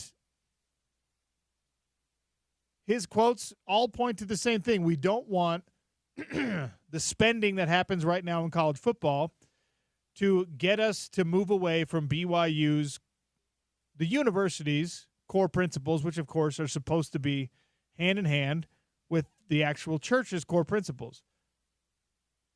Here's the thing. I say this in as respectful of a way as possible, all right? The LDS Church has a long history of using its wealth, the generous donations and tithings paid by its members, to grow itself. That's the whole point, as far as I'm aware, of the tithing thing, to help the church expand its mission and spread the presence, the word, the message, the missionary programs, all of it, right? I have never seen to this level, and obviously I'm paying a lot more attention to this because it's sports, but I have never seen people with any kind of authority, like from an official standpoint in the church, be so apologetic about spending, because you don't have to be. It's now within the rules. So that's why I'm genuinely confused, and I'm not saying this in a mean way. I'm not saying this in a I just don't understand why, because when the church opens up 27 temples a year that cost millions upon millions upon millions of dollars to construct, I don't bat an eye. I don't think members of the church bat an eye. I don't think anyone, aside from maybe the folks whose property values went up or people in foreign countries who are like, what is this building? Who are these people invading our, I don't know what the reaction is when you're built. I know that the Rome, Italy temple stirred a little controversy there, but that's because of the power and presence of the Catholic Church.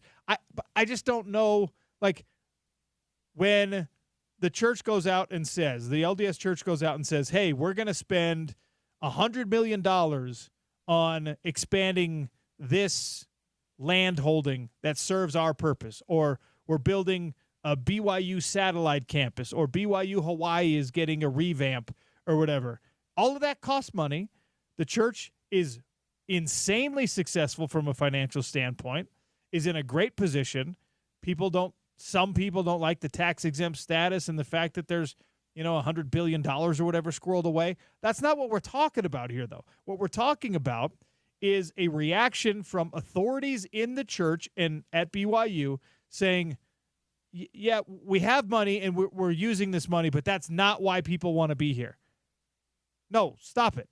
Just embrace the fact that you have the money to build the beautiful white buildings in Harriman and in Draper and in American Fork and in downtown Salt Lake City. Embrace the fact. You're not asking anyone for loans for this stuff. You're out there. You're building it. You are self-sustaining. Your members believe in the mission, and they are paying into the mission. If you want to tell people we're not going to spend your tithing money on BYU football players, you want to make that clarification? Great. But there's absolutely no sense from my perspective, which is admittedly limited, in why you would be like, hey, we're not going to pay a lot of money for these athletes. Yes, you are. You're going out and you're making misleading statements or deliberately lying, depending on which part of the spectrum. But Ryder Lyons is making a lot of money to go to BYU. Well, we weren't the top bidder. Okay. That's not what I'm asking. AJ DeBanza, you were certainly the top bidder for AJ DeBanza. The reported number for AJ from the school, from the BYU stuff, not his Nike sponsorship and stuff, the reported number is $4.5 million. And he's from, now he played his, air quotes, high school ball in I forget the name of the academy, but the Utah down in Hurricane, one of the academies we have here in Utah, basketball academies. He played here, but he's from Boston, Massachusetts. I don't know his status as a member or whatever his faith is. Maybe he's a member of the church, maybe he's not.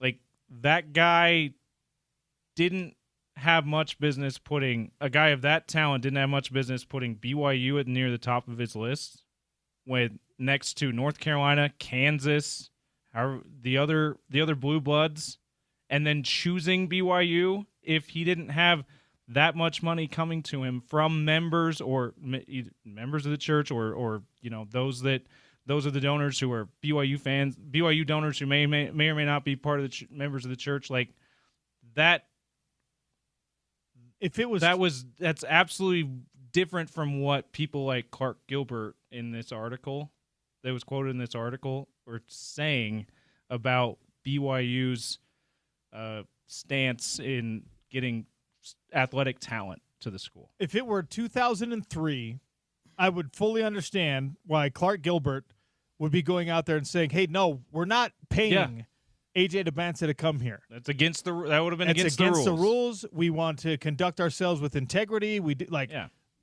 but it's not against the rules. It's not against the rules. You're not even smudging the lines here. This is not Nick Emery getting a freaking Jetta. This is a guy operating fully within the rules, you using your influence, your money to hire a coach that otherwise would have stayed in the NBA. And your wealthy donors using their money to bring in talent like AJ DeBanza and Ryder Lyons, get someone like Keanu Tanavasa to switch schools in the rivalry in the middle of his eligibility. Like it. That I don't see why. I'm with you, OC. As someone, I grew up in the church. I have a better idea. I may have a better idea of why this might be hard for people to embrace. But I still don't quite get it, because in like you very astutely pointed out, there's of the church's money. They're not shy about showing off their wealth. Well, it's incongruent with the identity. It's kind of a core personality trait of the church itself that we have the money and we will use it to further our mission. It's kind of like one of the defining characteristics, and it's not something that I have ever looked at as an outsider looking in, be like, well, they should be ashamed of that. Why? Yeah, and it's not. And by the way, again, this is all my opinion, and you can throw it out. But like, I grew up Catholic, and I will tell you, I have come to some realizations in my own life about how big a problem I have with some of the opulence associated with some of the Catholic Church's assets and real estate and things like that. Knowing that the church's mission is supposed to be to take care of its members. And there are billions of very, very poor people who would probably benefit from that being distributed in a way. And that's that opulence, by the way, that gold plating stuff, while it happens in the LDS Church, is not like what you would say, oh, that's Catholic, that's Renaissance Catholic architecture. Yeah. You don't do that like. It's not the same. I'm getting far afield of the point I'm trying to make here. The point I'm trying to make here is just a giant question mark. Why are you worried about people thinking that you buy players? If those players help you win, if AJ DeBanza draws 1 million eyes to the television screen that otherwise would not have seen BYU, would not have questioned about what BYU is, would not have ever asked, of those 1 million eyes, if there's even 10 people who are just like, I need to know more about this school, what's so unique about it, what's so unique about the culture, what's so unique about the faith that it represents. That's the point, right? And if you had to spend $4.5 million to get 10 new members of your church, or 100 or 1,000, guess what? You have the money. Yeah.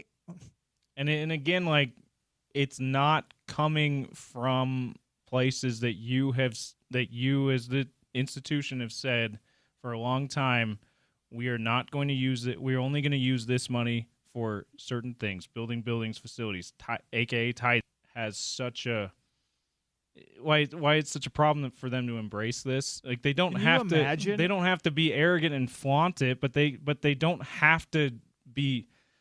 There doesn't have to be the hand wringing that we've seen in the constant, like, well, we just want to clarify. Like, just, you can clarify that it's not tithing money, that it's not fast offerings, and then beyond that, like, say, yeah, we're proud that we can field these kind of teams and that get this kind of exposure for our school and hopefully our church. Is there ever a statement, is there ever an article, is there ever a comment after General Conference where, correct me if I'm wrong, every General Conference, they're announcing new temples being built, right?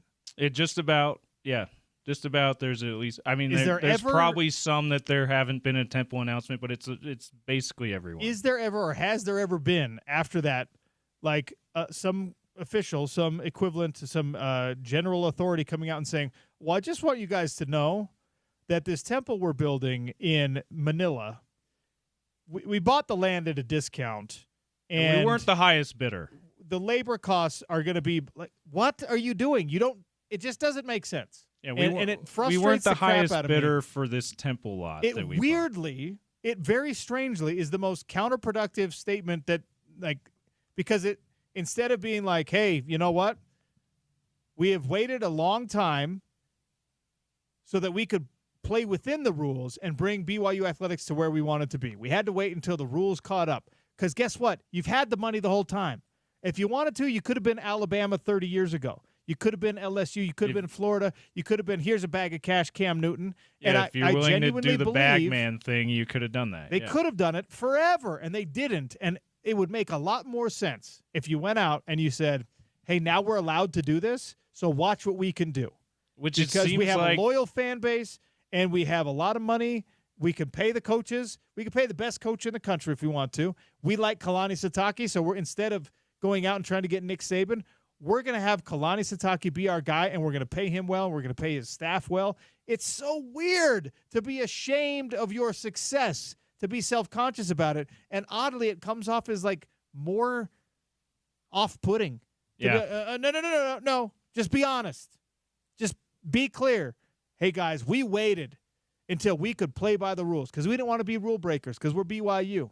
So we waited until we could play by the rules, and now the rules favor us. It's strange, man. I shouldn't have ranted so long about it, but it's very, very weird. Yeah. All right, take a break here. Sean O'Connell Show continues next on ESPN 700 and 92.1 FM.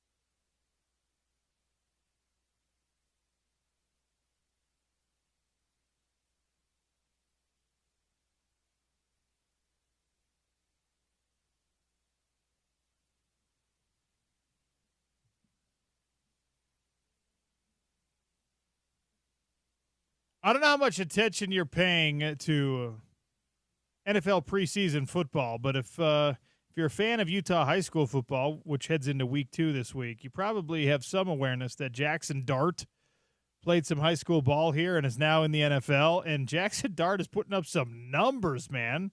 Throwing darts. 74% completion percentage, 291 passing yards, and a couple of touchdowns so far for Jackson Dart. They play again in a couple of days. So far, so good in the preseason. And I know you don't have freakouts and you don't get over excited about what's going on, but the guy is presented with the level that he's at right now, playing preseason football. He is excelling in a way that a lot of quarterbacks in his class are not excelling. And I have absolutely no faith that franchise is ever going to do right by him or develop him the correct way. But Jackson Dart continues to show his freakish talent.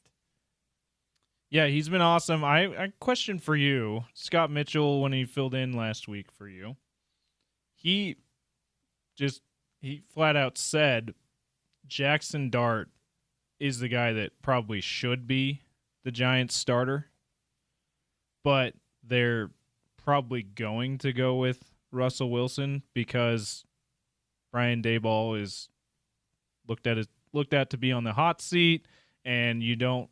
When you're in that situation, you want to go with the more assurity of a veteran quarterback, even though Russell Wilson is not who he used to be. I wonder what you think about, given what you just said about Jackson Dart. Do you feel that way? I mean, I was a little taken aback by Scott saying that he probably should be the starter. I don't expect him to be, though. Here's the thing: if you're a head coach, which I could never be in the NFL, or even at a college level, what you're doing, you're wanting to help your team win, yes, but what you're doing is you're protecting your own behind. And especially if you're someone who knows that, gosh, it hasn't gone the way I needed it to go most recently, and I might be on a little bit of a hot seat. I might be in some kind of trouble here. Going with the safe bet, I guess, is the natural tendency. The problem for the Giants is that you have a shell of the former Russell Wilson. You have a veteran who's incredibly popular with his teammates, and I can't wait until he makes the shift fully into media because Jameis Winston is just one of the most hilarious guys. Just the way he speaks, everything he does makes me smile, makes me laugh, right? So I can't wait until he's helping break down tape on some ESPN set or some Fox set somewhere. No doubt he's going to start out with some wildly successful podcast first and on the side do real media. But yeah, traditional media. You got to love Jameis Winston, right? So you've got these two veterans who've taken so many steps. And in Russell Wilson's case, has succeeded at the very highest level in the NFL. And you as a coach think that you have what it takes to unlock that again. Coaches, I've said this every way possible for many, many years on the radio. Coaches are egotistical creatures by their nature. They are leaders of men who think that they know better than pretty much everyone else, and that's why they're head coaches. There are 32 of those jobs on planet Earth. And you've got one of the 32, you think you know a lot. You think you know more than everyone else. And you probably do. And sometimes that can hurt you. Right? And especially when you're in a situation where you probably have to be a little bit more risk averse because your leash isn't as long as it could be. I mean, the NFL is so crazy now that owners, GMs, will look at a season outlook. They'll look at their roster. They'll look at their salary cap situation. They'll look at the next 2 or 3 drafts coming, and they'll say, you know what? We got to tear this thing down. It's week 3. This season's a loss. We're done. Wash our hands. Daboll, you're gone. If his seat was that hot, you might have a situation where his agent or some representative for him talks to the GM and says, hey, how do we steer this ship in the direction that you're looking for? And to my recollection, I don't think Daboll's the easiest guy for GMs to work with. So this is probably not happening. But maybe, just maybe, if you're on a little bit of a hot seat your agent reaches out and says, hey, you know, are you guys in win now mode? Or are you guys in built for the future mode? Because my guy can help develop your future. My client, your head coach, he can make the hard decision. He can take that bullet for you if you think that Jackson Dart is the future.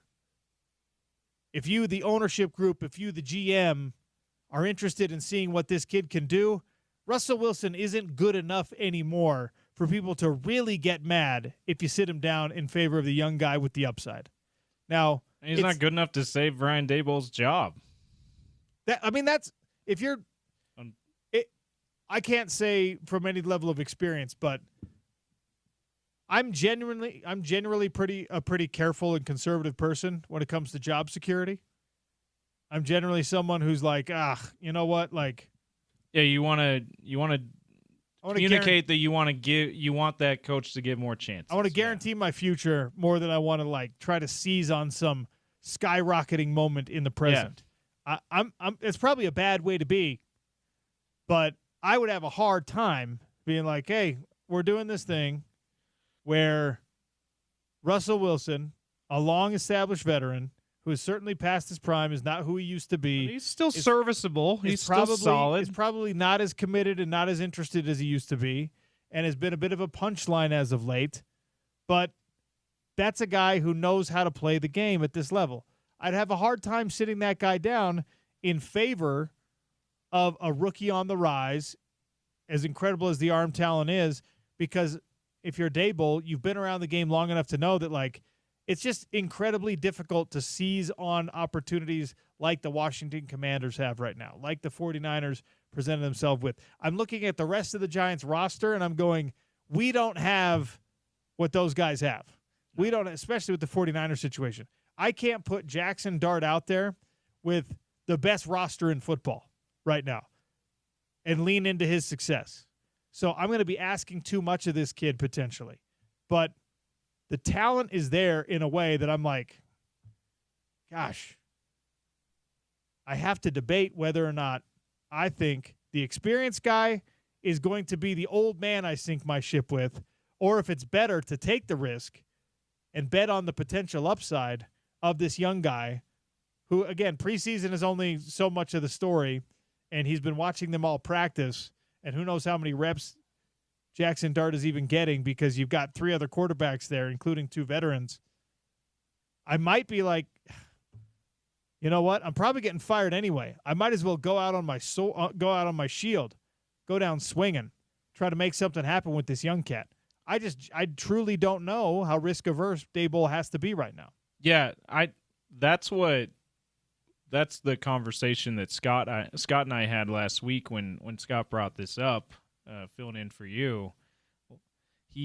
I was saying it's the exact thing you said. It's a tricky situation because on the one hand, if you think that you might be gone at some point in the middle of the season or at the end of the season, you probably are more willing to start the veteran guy who just barely led his team to the playoffs, by the way. He was a playoff quarterback with the Steelers last year, as diminished of a Russell Wilson as he was last season. He did just lead a team to the playoffs. He has all that experience. You might be I would think that someone in Daboll's situation would be more willing to roll with that guy. But then on the other hand, like what you just said, it would be tempting for me to be like, if they're going to fire me anyway, if we have a bad season, if we have a bad start to the season even, why don't we just see what Jackson Dart can do? Because he has a much higher upside than Russell Wilson, and who knows, maybe he's good enough. Maybe I'm a good enough coach. He doesn't say maybe in that case, but I'm a good enough coach to help a guy with this kind of talent lead us to the playoffs. And you know what? I might just get a contract extension from this. I mean, why not try that? That would be very tempting to do. Now, I think one reason why you might not try that is because you're thinking of a small part of that calculation is what's best for the young quarterback. And I would think that in the back of his mind, he's got a voice telling him, throwing the 20-something overall pick, not the number 1 overall pick, not a top 10 pick, right into the fire of NFL football in a situation where I'm on the hot seat, maybe that's too much pressure for a guy to start a season out, and maybe I need to shield him from that a little bit. That's part of the calculation too. Although I think it's probably the smallest part. Here's the other thing: if you're a first-time NFL head coach, Dable, this is his first head coaching gig. Yeah, you have at least 2 more bites at the apple. The Big Apple. The retread thing in the NFL is very real. Yeah. So if he gets fired by the Giants, somebody else is going to hire him eventually. Maybe not next year. He'll go get a coordinator job. And he was a very successful offensive coordinator. To your point, what you just said, in between these head coaching stints, he'll certainly get a job as an offensive coordinator again. So I mean, or quarterback's coach. Nobody makes decisions in their current job knowing or hoping that eventually I'll have another job. But that's the reality of these NFL head coaches. He's 50 years old in his first head coaching opportunity. If the Giants, if whatever decision he makes, and we're talking about taking the risk here, it doesn't work out with Jackson Dart, you can sit down in the interview next time and you can be like, look, the kid's arm talent was out of this world. I thought we might have had something. You saw the rest of our quarterback room. Yeah, I was wrong, and now I know that you can't do something like that. But NFL franchises and GMs and owners in particular will be like, well, I don't want to look for a new name. I'm scared to find someone who hasn't been an NFL head coach before. So, yeah, you're now the head coach of the Jacksonville Jaguars. Congratulations. And Daboll is a guy, lest we forget, he has won a playoff game too. Like, he's had some success, although it feels like most of his tenure has been bad. By the way, speaking of that playoff year, did you see Daniel Jones named the Week 1 starter for my Colts? Yay. Yeah, you seem excited. Congratulations. I mean, I believe in him just slightly more than I believe in Anthony Richardson at this point, but, like, it's going to be another rough year in Indianapolis. Yeah, it's going to be okay.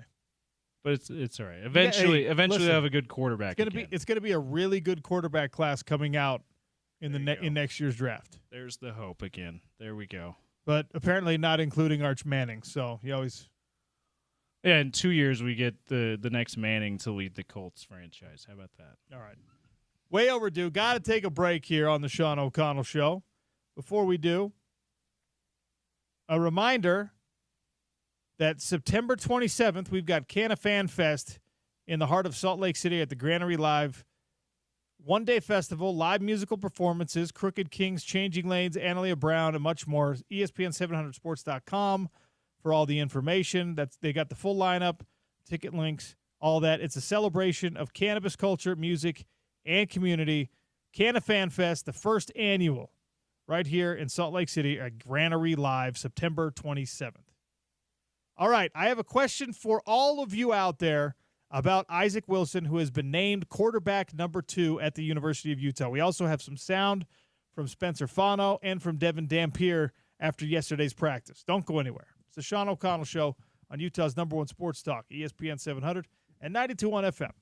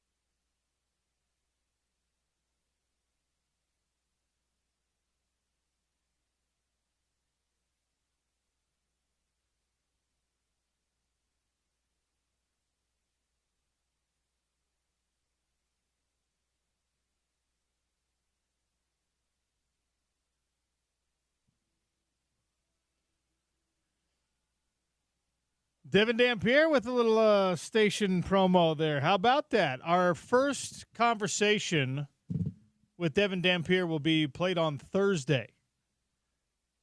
Starting quarterback at the University of Utah is going to be joining us weekly here on the Sean O'Connell Show. The first one of those will be Thursday at noon. Thursdays at noon every week. So we should probably tell people this first one will be pre-recorded because you're out. The magic of radio allowed us to have the conversation with Devin and record it for you, and we will play it for you on Thursday. So this one will not be be live, but he was live in person with us. So we're figuring out how to give you the YouTube look at it. Yeah, we're gonna give you. It'll be video of it up on YouTube. It won't be the video. It may not be the video of it live on the YouTube stream on that shows that on that particular day's show. But you got another PFL event tomorrow and Thursday. Scott will be sitting in for you again. So it'll be this one's recorded earlier. Yeah, we don't. I mean, if this was middle of the season and you had something like this, OC, I might have been like, let's play it on a Wednesday when you're here. But this is the first one, and we're the promo is going to say Thursdays at noon, so we want to do Thursday at noon for the first one. All right, so it'll be like that. Thursdays at noon. Devin Dampier. We have some sound for you to play here. Before we get to the sound, I have a question. Kyle Whittingham, we played this sound earlier in the show. Kyle Whittingham mentioned that Isaac Wilson is quarterback number 2. He won that quarterback battle, and he's heading into his true sophomore season as the number 2 guy behind the starter, Devin Dampier. I asked the question on Twitter. I got some interesting responses. I want to bring it here. 877-353-0700 as well. He's no longer a freshman. He's got some of those game reps under his belt. He's washed away some of the nerves, you would imagine, and things like that.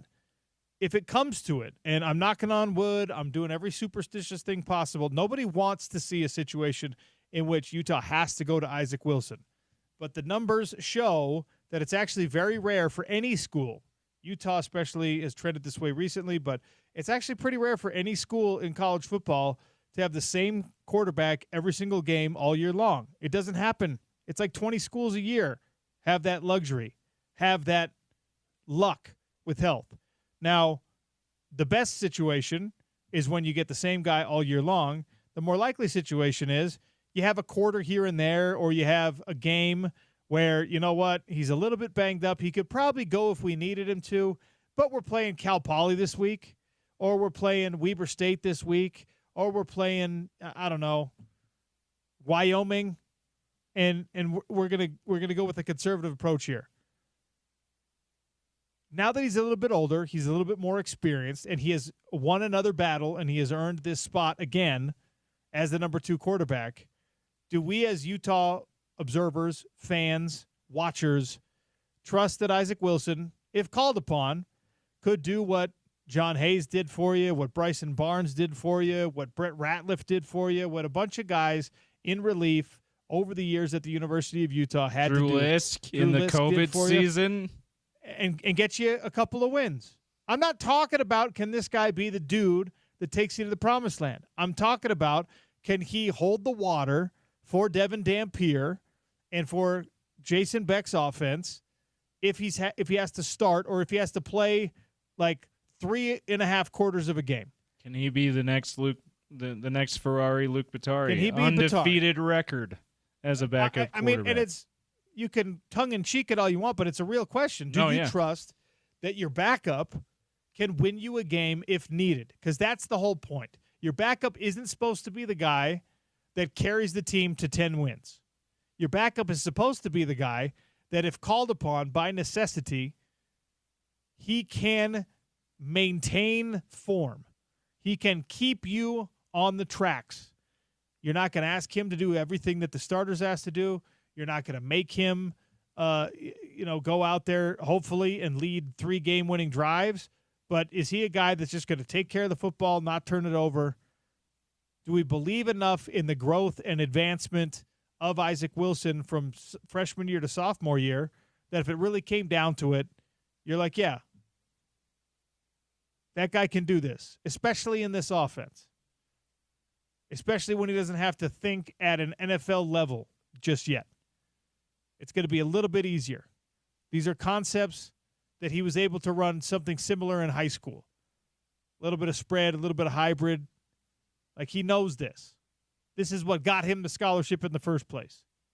I mean, for me, because everything points in an optimistic direction right now, my answer to that question is yes. I think he could win you games if you needed him to win you games. I don't want him to have to play more than 3 quarters on the whole season. But if you need him for 2 games, depending on who the 2 opponents are, could he get it done? I think the answer has to be yes. I just want to know where Utah fans sit with their trust level. 877-353-0700 at Real OC Sports. All right. Well, our hope is that never by necessity. It's always in mop-up time. It's always because Utah's got a comfortable lead and the clock is winding down. Hopefully that's where we see more development from the young man, Isaac Wilson. The starter at the quarterback position addressed the media after practice yesterday. Here's Devin Dampier. Devin, Kyle said that Isaac is going to be your backup this year. How do you feel about him and kind of what you've seen from him? Yeah, obviously I think they had a great competition coming out. It took all this time for them to pick one. So, I mean, our room is deep, and I'm happy Isaac, won that spot, and I'm confident if he goes in there, he's going to do his thing. When you look at this offense, I mean, where do you feel like you can have the most success? Definitely in the area in the run game. Our O-line, when you're able to depend on the front, you can do a lot of things. I expect the holes to be really big, and I expect to have time back there in the pass game. So that makes my job really easy. How have your wide receivers looked this fall? Very good. Even from the summer, a lot of new guys came, and we're working by ourselves without the coaches there. So tremendous strides. We're clicking a lot more better, and yeah. Devin, you talked a little about wanting to work on turnovers this offseason. Now that you've gotten basically a full fall camp under your belt, what do you feel like you've improved in that area? Yeah, just knowing when to take chances and when not to, and being able to use my legs when I need to as well. Just not forcing the balls that I was forcing last year. How much does facing and lining up against this defense make you better under center?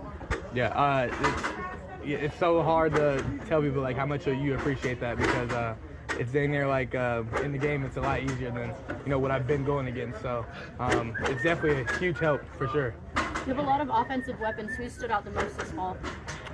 Man, I really can't single out one, but the receiver group definitely stepped up for sure. They definitely deserve their credit, and I thought they did well all around. You're wearing a Spider-Man earring. What's the kind of message behind that? I know you've been posting a lot about Spider-Man on social media as well. Yeah, just my Spidey sense would be going on the field. That's why I don't get sacked. That's what I said. Okay. Search them up. What an answer. Oh my gosh, there's so many of them. I think Larry had talked about how this summer was difficult as receivers trying to get things going. Can you kind of speak to kind of how that can help you guys this year as you do move forward and building that connection with these guys? Yeah, just building that connection again. Every team doesn't play the same defense, so just being able to go out there and you get different coverages and you know what each other is going to do. That's the best way to click as a quarterback to a receiver. Always perfect. What's the best thing about this offense? One more question. I have one. The best thing about the offensive line, there's been a couple of practices where I've probably had about 8 seconds in the pocket. So, to have that much time to throw the ball, we're going to have a lot of completions this year for sure. Devin Dampier. Little assist from Caleb Lomu and Spencer Fano at the end there, too. Little assist from the Jugs machine in the background. The Jugs machine, the airplane. Did you hear the plane going over, too? Yeah. Can I say this? I'm a little bit bothered by one little bit of the sound there. The Spider-Man question. People are going to listen to our Thursday conversation that actually already happened, and they're going to think that I stole the Spidey Sense thing from that reference. You will hear Devin go, that's pretty good. That's pretty good. Like it's one of the first times he's heard that. So, in reverse, it's actually true. Yeah. He got the Spidey Sense thing from our conversation. I'm mad now. Now you're mad. I'm mad. Sorry. It's all right. He also mentioned, what did he say, 8 seconds in this clip, that the offensive line's giving him a lot of time to throw. I'm wondering if we're getting to a point with this offensive line where we are getting to be overconfident, because the publications, the preseason love, everyone is just gushing about Lomu and even more so Fano. And you look at, a second captain on the offensive line, your most experienced guy on the team, and Kump. Pro Football Focus especially is in love with Tanoa Tongiai. And now, today, Comeback Player of the Year watch list includes the other starter on your offensive line, and Michael Mokafisi. Also includes Lavani Demuni. So we just look at it and we're just like, oh yeah, those 5 guys. I mean, I just told you how rare it is for a quarterback to play every down of a season for a team. I'm not even going to, James. I'm not even going to get into the numbers on starting offensive line combinations that most teams have to play. We talk about the starting 5. Let's just be honest and say we need 6 or 7. And thankfully, Jim Harding has done such an incredible job in recruiting and development. You know what's crazy? We're going nuts about this offensive line, about these starters. And 2 years ago, one of the biggest recruits that Utah football had ever gotten was this Garcia kid from Corner Canyon. We haven't even seen him yet as a starter. So there's depth right now. There's this machine chugging along in that offensive line room right now. But I'm going to stop because of my superstitiousness, my regular stitiousness. I'm going to stop talking about it.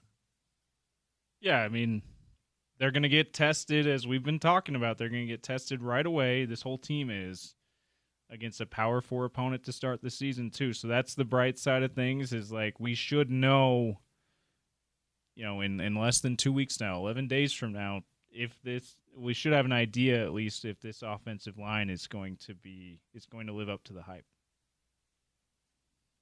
All right, we do have Spencer Fano sound as well. We'll save that for after the break as we wind down towards the end of the Sean O'Connell Show. Utah's number 1 sports talk, ESPN 700, 92.1 FM, proud part of Utah's ESPN radio network.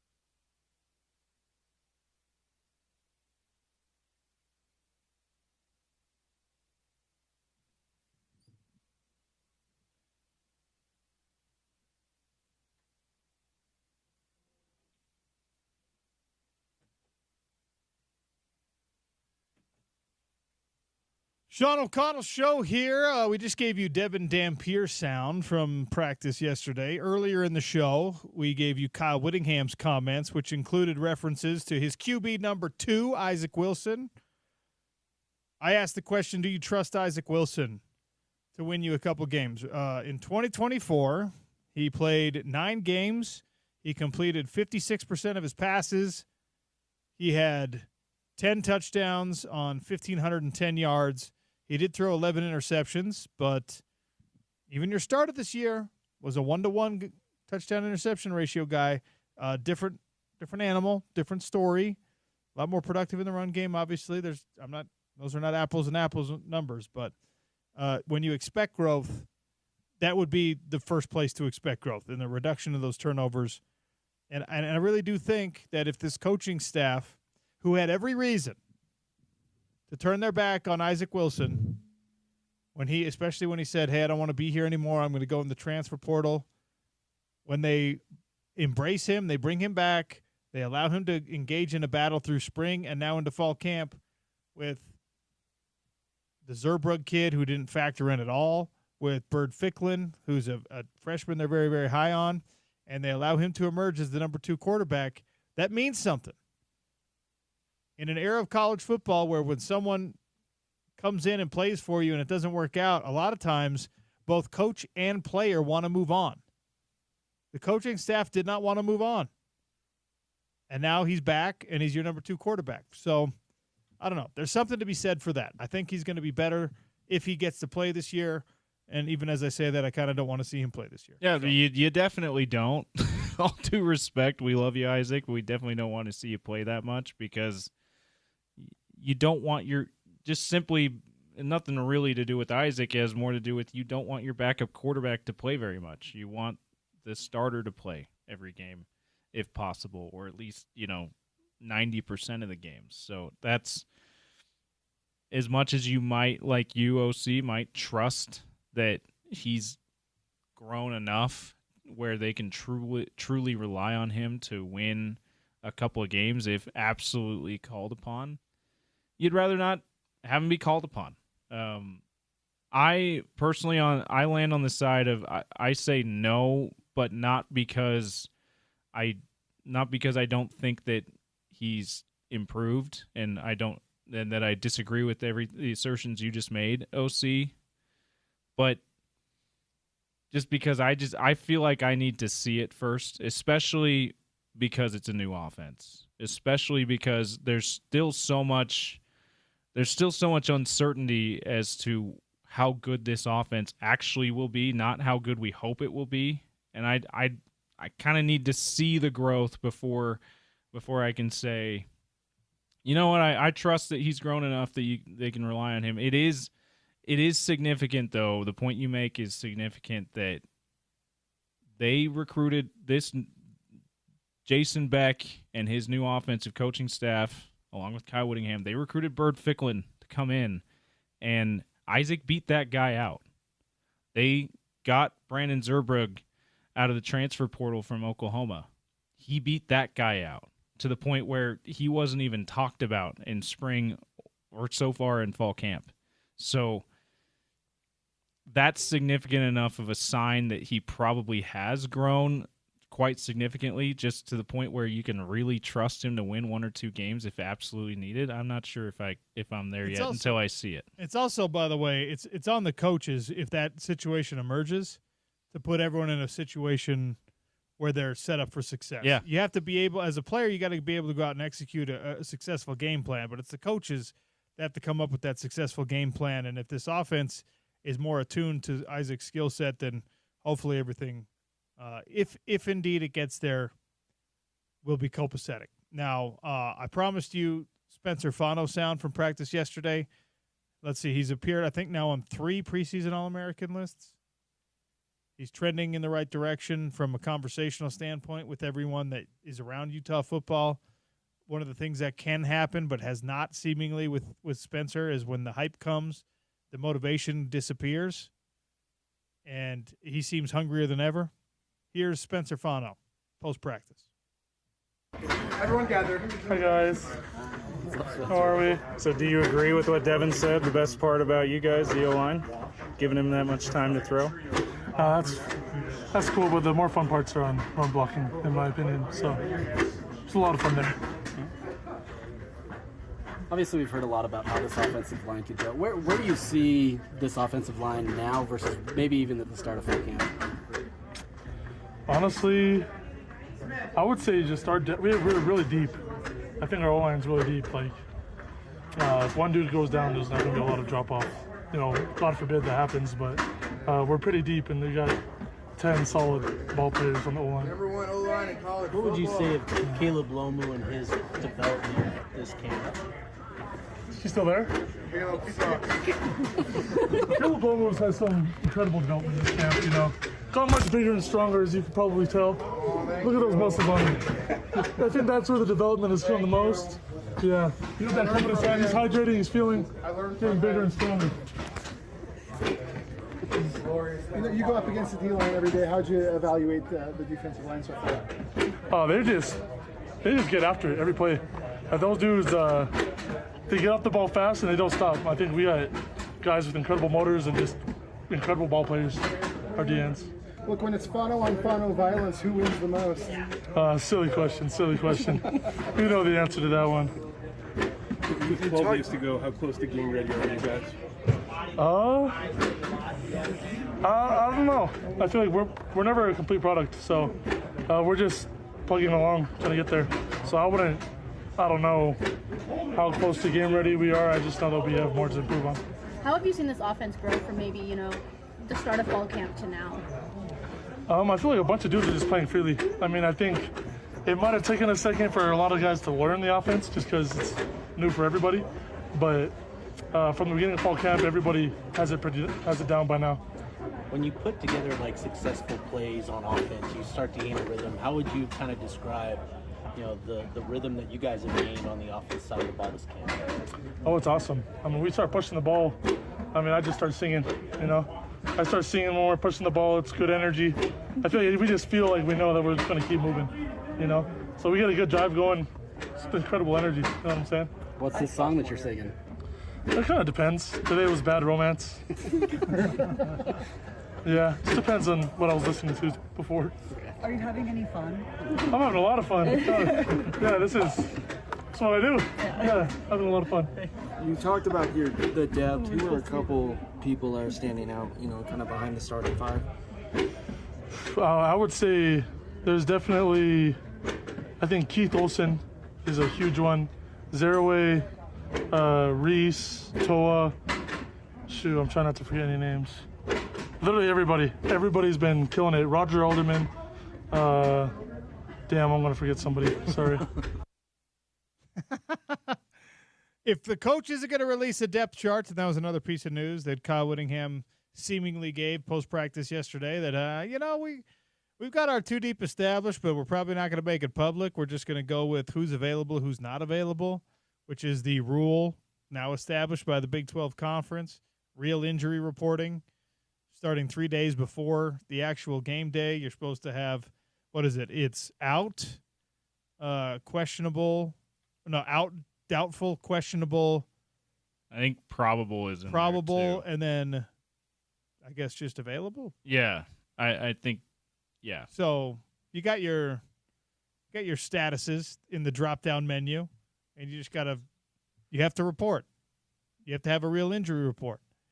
We'll see with college coaches how gradual the adoption is, like how honest people are willing to be, how much they're willing to share, How much gamesmanship there's going to be. How cagey people are going to be. Like, well, let me just see what Mike Gundy and Kyle Whittingham's injury report looks like before I put one out. Because if those two are just like everyone on the whole team is questionable, then everyone in the Big 12 Conference is going to be, they're all questionable. Everybody. Everyone. Every player in the entire conference may not play this week. Even our number 47 quarterback, Bear Bachmeier, questionable. That's right. Bear Bachmeier, starting BYU quarterback, is going to wear number 47. I would have, if I were Kalani Sitake or just any of his other teammates, if I'm a teammate playing with Bear Bachmeier at BYU right now, instead of going up and being like, "Hey, man, I will give you money for your number," I'm going to be like, "All right, I have number 9. I'm going to pay you to wear this instead, so that we are not the team that has the quarterback wearing number 47." Bear, I don't want to wear 47, but you're going to be on the field, and I'm not. You can have number 11. Please take it. Is this is your criticism of him choosing 47 somewhere? Is there somewhere in the back of your mind like that's a walk-on number, man? Maybe it is. I get to. Maybe people like me get to wear that number, not scholarship guys like you. Yeah, come on, starting quarterbacks can't wear that honored That's number my number. 47 that nobody has ever chosen. I just don't like it. It's going to look weird. It's absolutely unhinged. And it's when Michigan had Devin Gardner wearing 98 at the quarterback position, we never got used to it. All right? It always looked weird. It's true. And it's always going to look weird with Bear Bachmeier wearing number 47. We talked with Jeremy Jordan. He said they didn't make him cut his hair, right? BYU, they're weird about the long hair thing. They're weird about the beard thing. They're weird about tattoos sometimes. Apparently, he wanted to cut the hair. Yeah, he chose on his own volition. He cut his own hair. I really want to know though, or got his if haircut. if some grandfatherly type walked up to him after a BYU practice, just like a mysterious character. It's just like, BYU quarterbacks typically don't have the long hair. It'll be very interesting to see a long-haired Who's the last BYU quarterback this who had year. long hair? Riley Nelson cut his hair.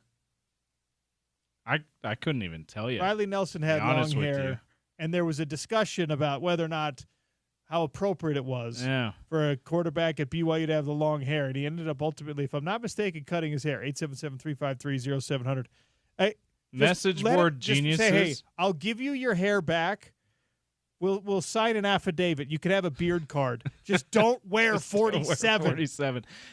Message board geniuses on Twitter. Another great Twitter account to follow. I remember they screenshotted something from Penn State's message board of someone saying, we used to have so many more clean cut players playing for the Nittany Lions. I miss those days. That's it's the guy that this character that you created for BYU, this old grandfatherly guy. That's what I think of is this Penn State poster. They long for the bygone days when Alabama only had white players, and they just don't want to state it that way. Yeah. They're just like, well, remember back in my day when they were all so clean cut. No, sir. That's wonderful. Not what you're saying. It's just wonderful. But seriously, Bear Bachmeier, somebody who's close to the young man, tell him these guys move now him off of the number 47. They get shares of their jersey sales now. It's not like before. Yeah. Right? Come on, you're going to sell twice as many jerseys. Why don't you be 17 instead? You're going to sell twice as many jerseys if you have a cool number. You're costing yourself money by wearing number 47, Bear. It looks bad, and I don't like it. Give it to a walk-on and take his number. Just kidding. The walk-on has an even worse number. The walk-on's he's like number 57. 68 or something. You can only, if you're a quarterback, you have to, I don't think you can't wear 60s, 70s.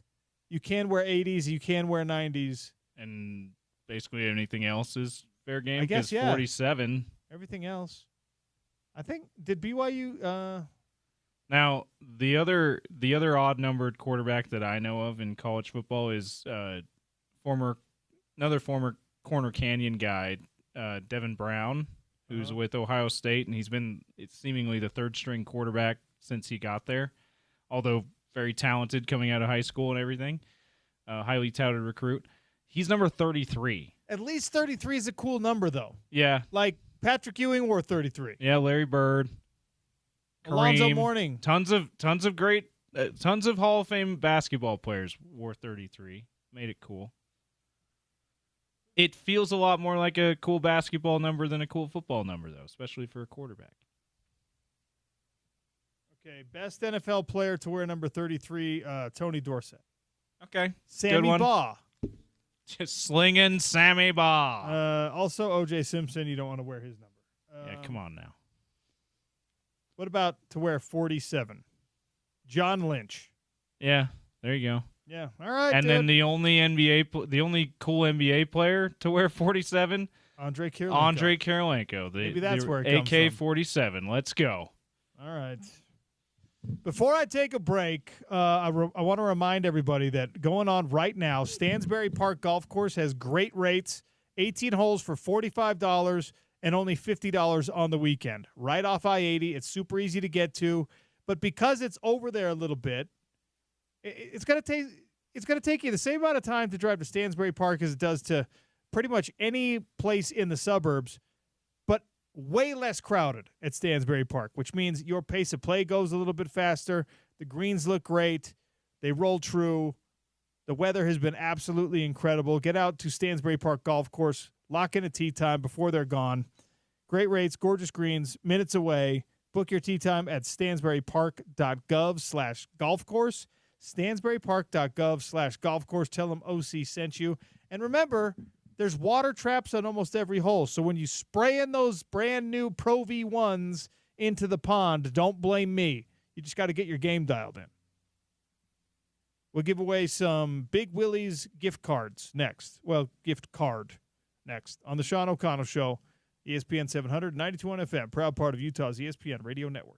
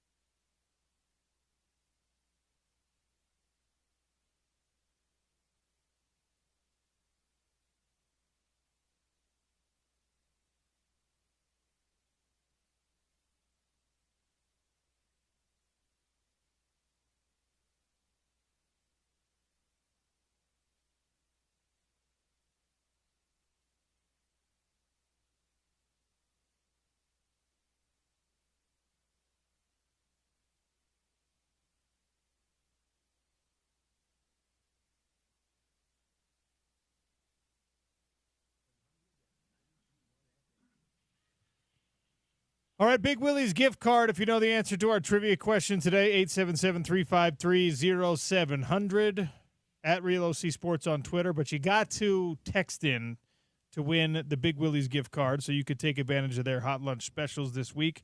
I had a veggie burger today, and it was excellent. It's not my go-to, but, man, that's what they sent over, and I loved it. If you can do a veggie burger right, that means all your food is good. Isaac Wilson was named QB number 2. He won the battle for backup quarterback over Bird Ficklin.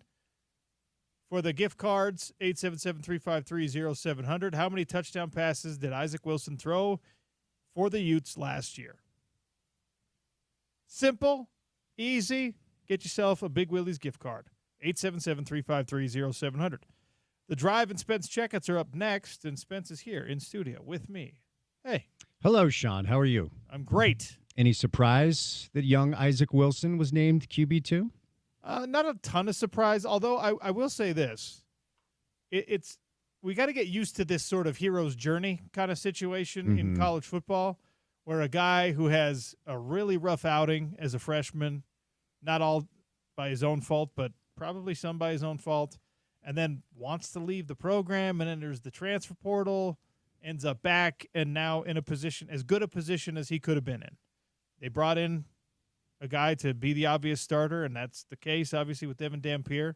But these sort of like little minor redemption stories, I think, are going to be a lot more common in college football because the current landscape, coaches and players approach it in a more business-like manner than they ever did before. There was a time, Spence, where if you're like, hey, I'm thinking about transferring, your coach was just like, oh, you don't want to be part of this anymore? Bye. Yeah. And you're persona non grata for the rest of your life. Yeah. No, it's a really good point, and we've already seen it, right? Even a guy like Nate Johnson, you know, he doesn't have the same attention as Isaac does. Isaac, you know, difficult situation being Zach's little brother, and then being forced into action before he was ready. I think we could all see that. But I guess the blessing in disguise now of Cameron's inability to stay healthy last year and, you know, Isaac having to play is that now Utah has a backup quarterback that has Big 12 experience, right? That's right. You know, BYU's rolling with the Bear Bachmeier kid who doesn't have any college football experience. But if it wasn't Bear, it was going to be another quarterback who had never played in the Big 12. So, obviously, Devin's never played in the Big 12. It's going to be a step up in competition. But the fact that Isaac had to play last year, in the case that, knock on wood, Devin goes down, at least Utah has an experienced backup that knows the landscape of the conference. And, you know, it's a painful question to ask because you don't want to put any bad juju into the world, but like, do you trust that Isaac Wilson, if called upon, can win you a game? Yeah. Can win you a couple of games, can keep the boat, you know, headed the right direction while Devin heals up from a twisted ankle or some, you know, unforeseen circumstance.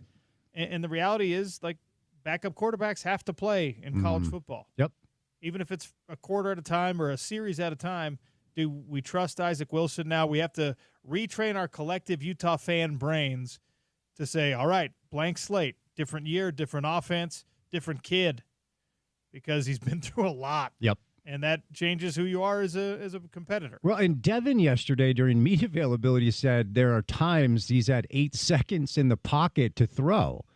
I mean, we could put James at quarterback with 8 seconds to throw, and, you know, if you're getting that kind of time, and I'm not saying the O-line last year wasn't good, but it wasn't as healthy as we wanted it to be. You know, I was just kind of doing some research yesterday on the O-line, and like, we don't even talk about Michael Mokafisi. He started 33 games. Yeah. As an offensive, like Spencer's getting the attention, Caleb's getting the attention, Jaron's a captain. Michael started 33 games, and he's like the least talked about starting offensive lineman. So if they can stay healthy, I think Isaac will have a chance to be just fine should he need to be thrust into duty, and chances are, and you know, the nice thing, you know, the UCLA game could get a little dicey because it's a P4 opponent on the road, but then you get Cal Poly and Salt Lake, like, throw him in, you know, like, don't, my guess is Utah is going to be up 42-0 at half or something, so let Isaac play a half and, you know, ease into conference, play one step at a time, and make sure he's ready to go. Can I make a non sequitur observation Please for do, you? yeah. The Little League World Series is on during my show on these days. Mm-hmm. I think I've seen like casually paying attention. I think I've seen like 22 players hit by pitch. Oh, really? Like nobody throws more. They're just beaning dudes all over the place in the Little League World Series. It's the biggest difference between these little leaguers and the major leaguers. Yeah, we've got South Carolina and Hawaii. I cannot corroborate this because I can't say I'm grinding on Little League World Series tape as of now. But like you, when I sit in that chair, we really should just change the channel because there's nothing about this that we need to know about. The Utah team is out. I didn't realize they were having issues with their control as far as the pitchers go. I'm not joking. I've seen 3 today, and I'm probably only looking at the television in here like 20% of the time, and I've seen 3 guys get hit. And not a single one of them has charged the mound, which grievance. That would rule if we had a Little League World Series brawl. I wonder if that's ever happened. Did you ever play baseball as a kid? Yeah, I played up until freshman year of high school. Oh, did you really? Yeah. Were you ever? Well, I mean, you're a guy that got punched in the head for a living. Were you ever scared of getting hit by a pitch? No. I was as a kid for some reason. I was like, because when you're playing like Pony League baseball and you're like 8, 9, 10, 11, 12 years old, there's always 1 or 2 pitchers in the league that can already bring gas. Yeah. And when you're facing them, you're just like, oh, I'll strike out. I do not want to get hit by this pitch. Shout out Dan Snyder. Not that one. Not the one who owns. Shout out. That would have ruled if you just decided to give Dan Snyder a shout out. There's a kid named Dan Snyder who I played Little League Baseball with coming up. Shout out Brandon Rockwood. That kid could throw. John Helmendollar. Hello. Good. There was Rod Madsen. Dude. Rod Madsen, who went to West High School. He's a really good athlete. I moved, but when we were kids, Rod was the guy that could bring the heat for sure. Yeah. There's always, like you said, there's always the dude who hits puberty when you're 10. Yeah. And you're just like, what? Yep. He's 6 foot tall, has a mustache. Yeah, yep. There's always 1 or 2 guys when you're playing baseball growing up. And I just had this, and I remember the first time I got hit by a pitch, I was like, that wasn't that bad. Yeah. It's one of those things that you fear, then you experience it. It's really not that big of a deal. The very cave you fear is the one you should enter, Sean. Ah, there you go. Okay, thank you, Sun Tzu. Leave you with a little art of war knowledge on a Tuesday afternoon. Oh, stay tuned for The Drive with Spence Checketts. Thanks for listening to the Sean O'Connell Show today. Remember, the Devin Dampier conversation, first one of the year, is on Thursday right here on your home of the Utes, ESPN.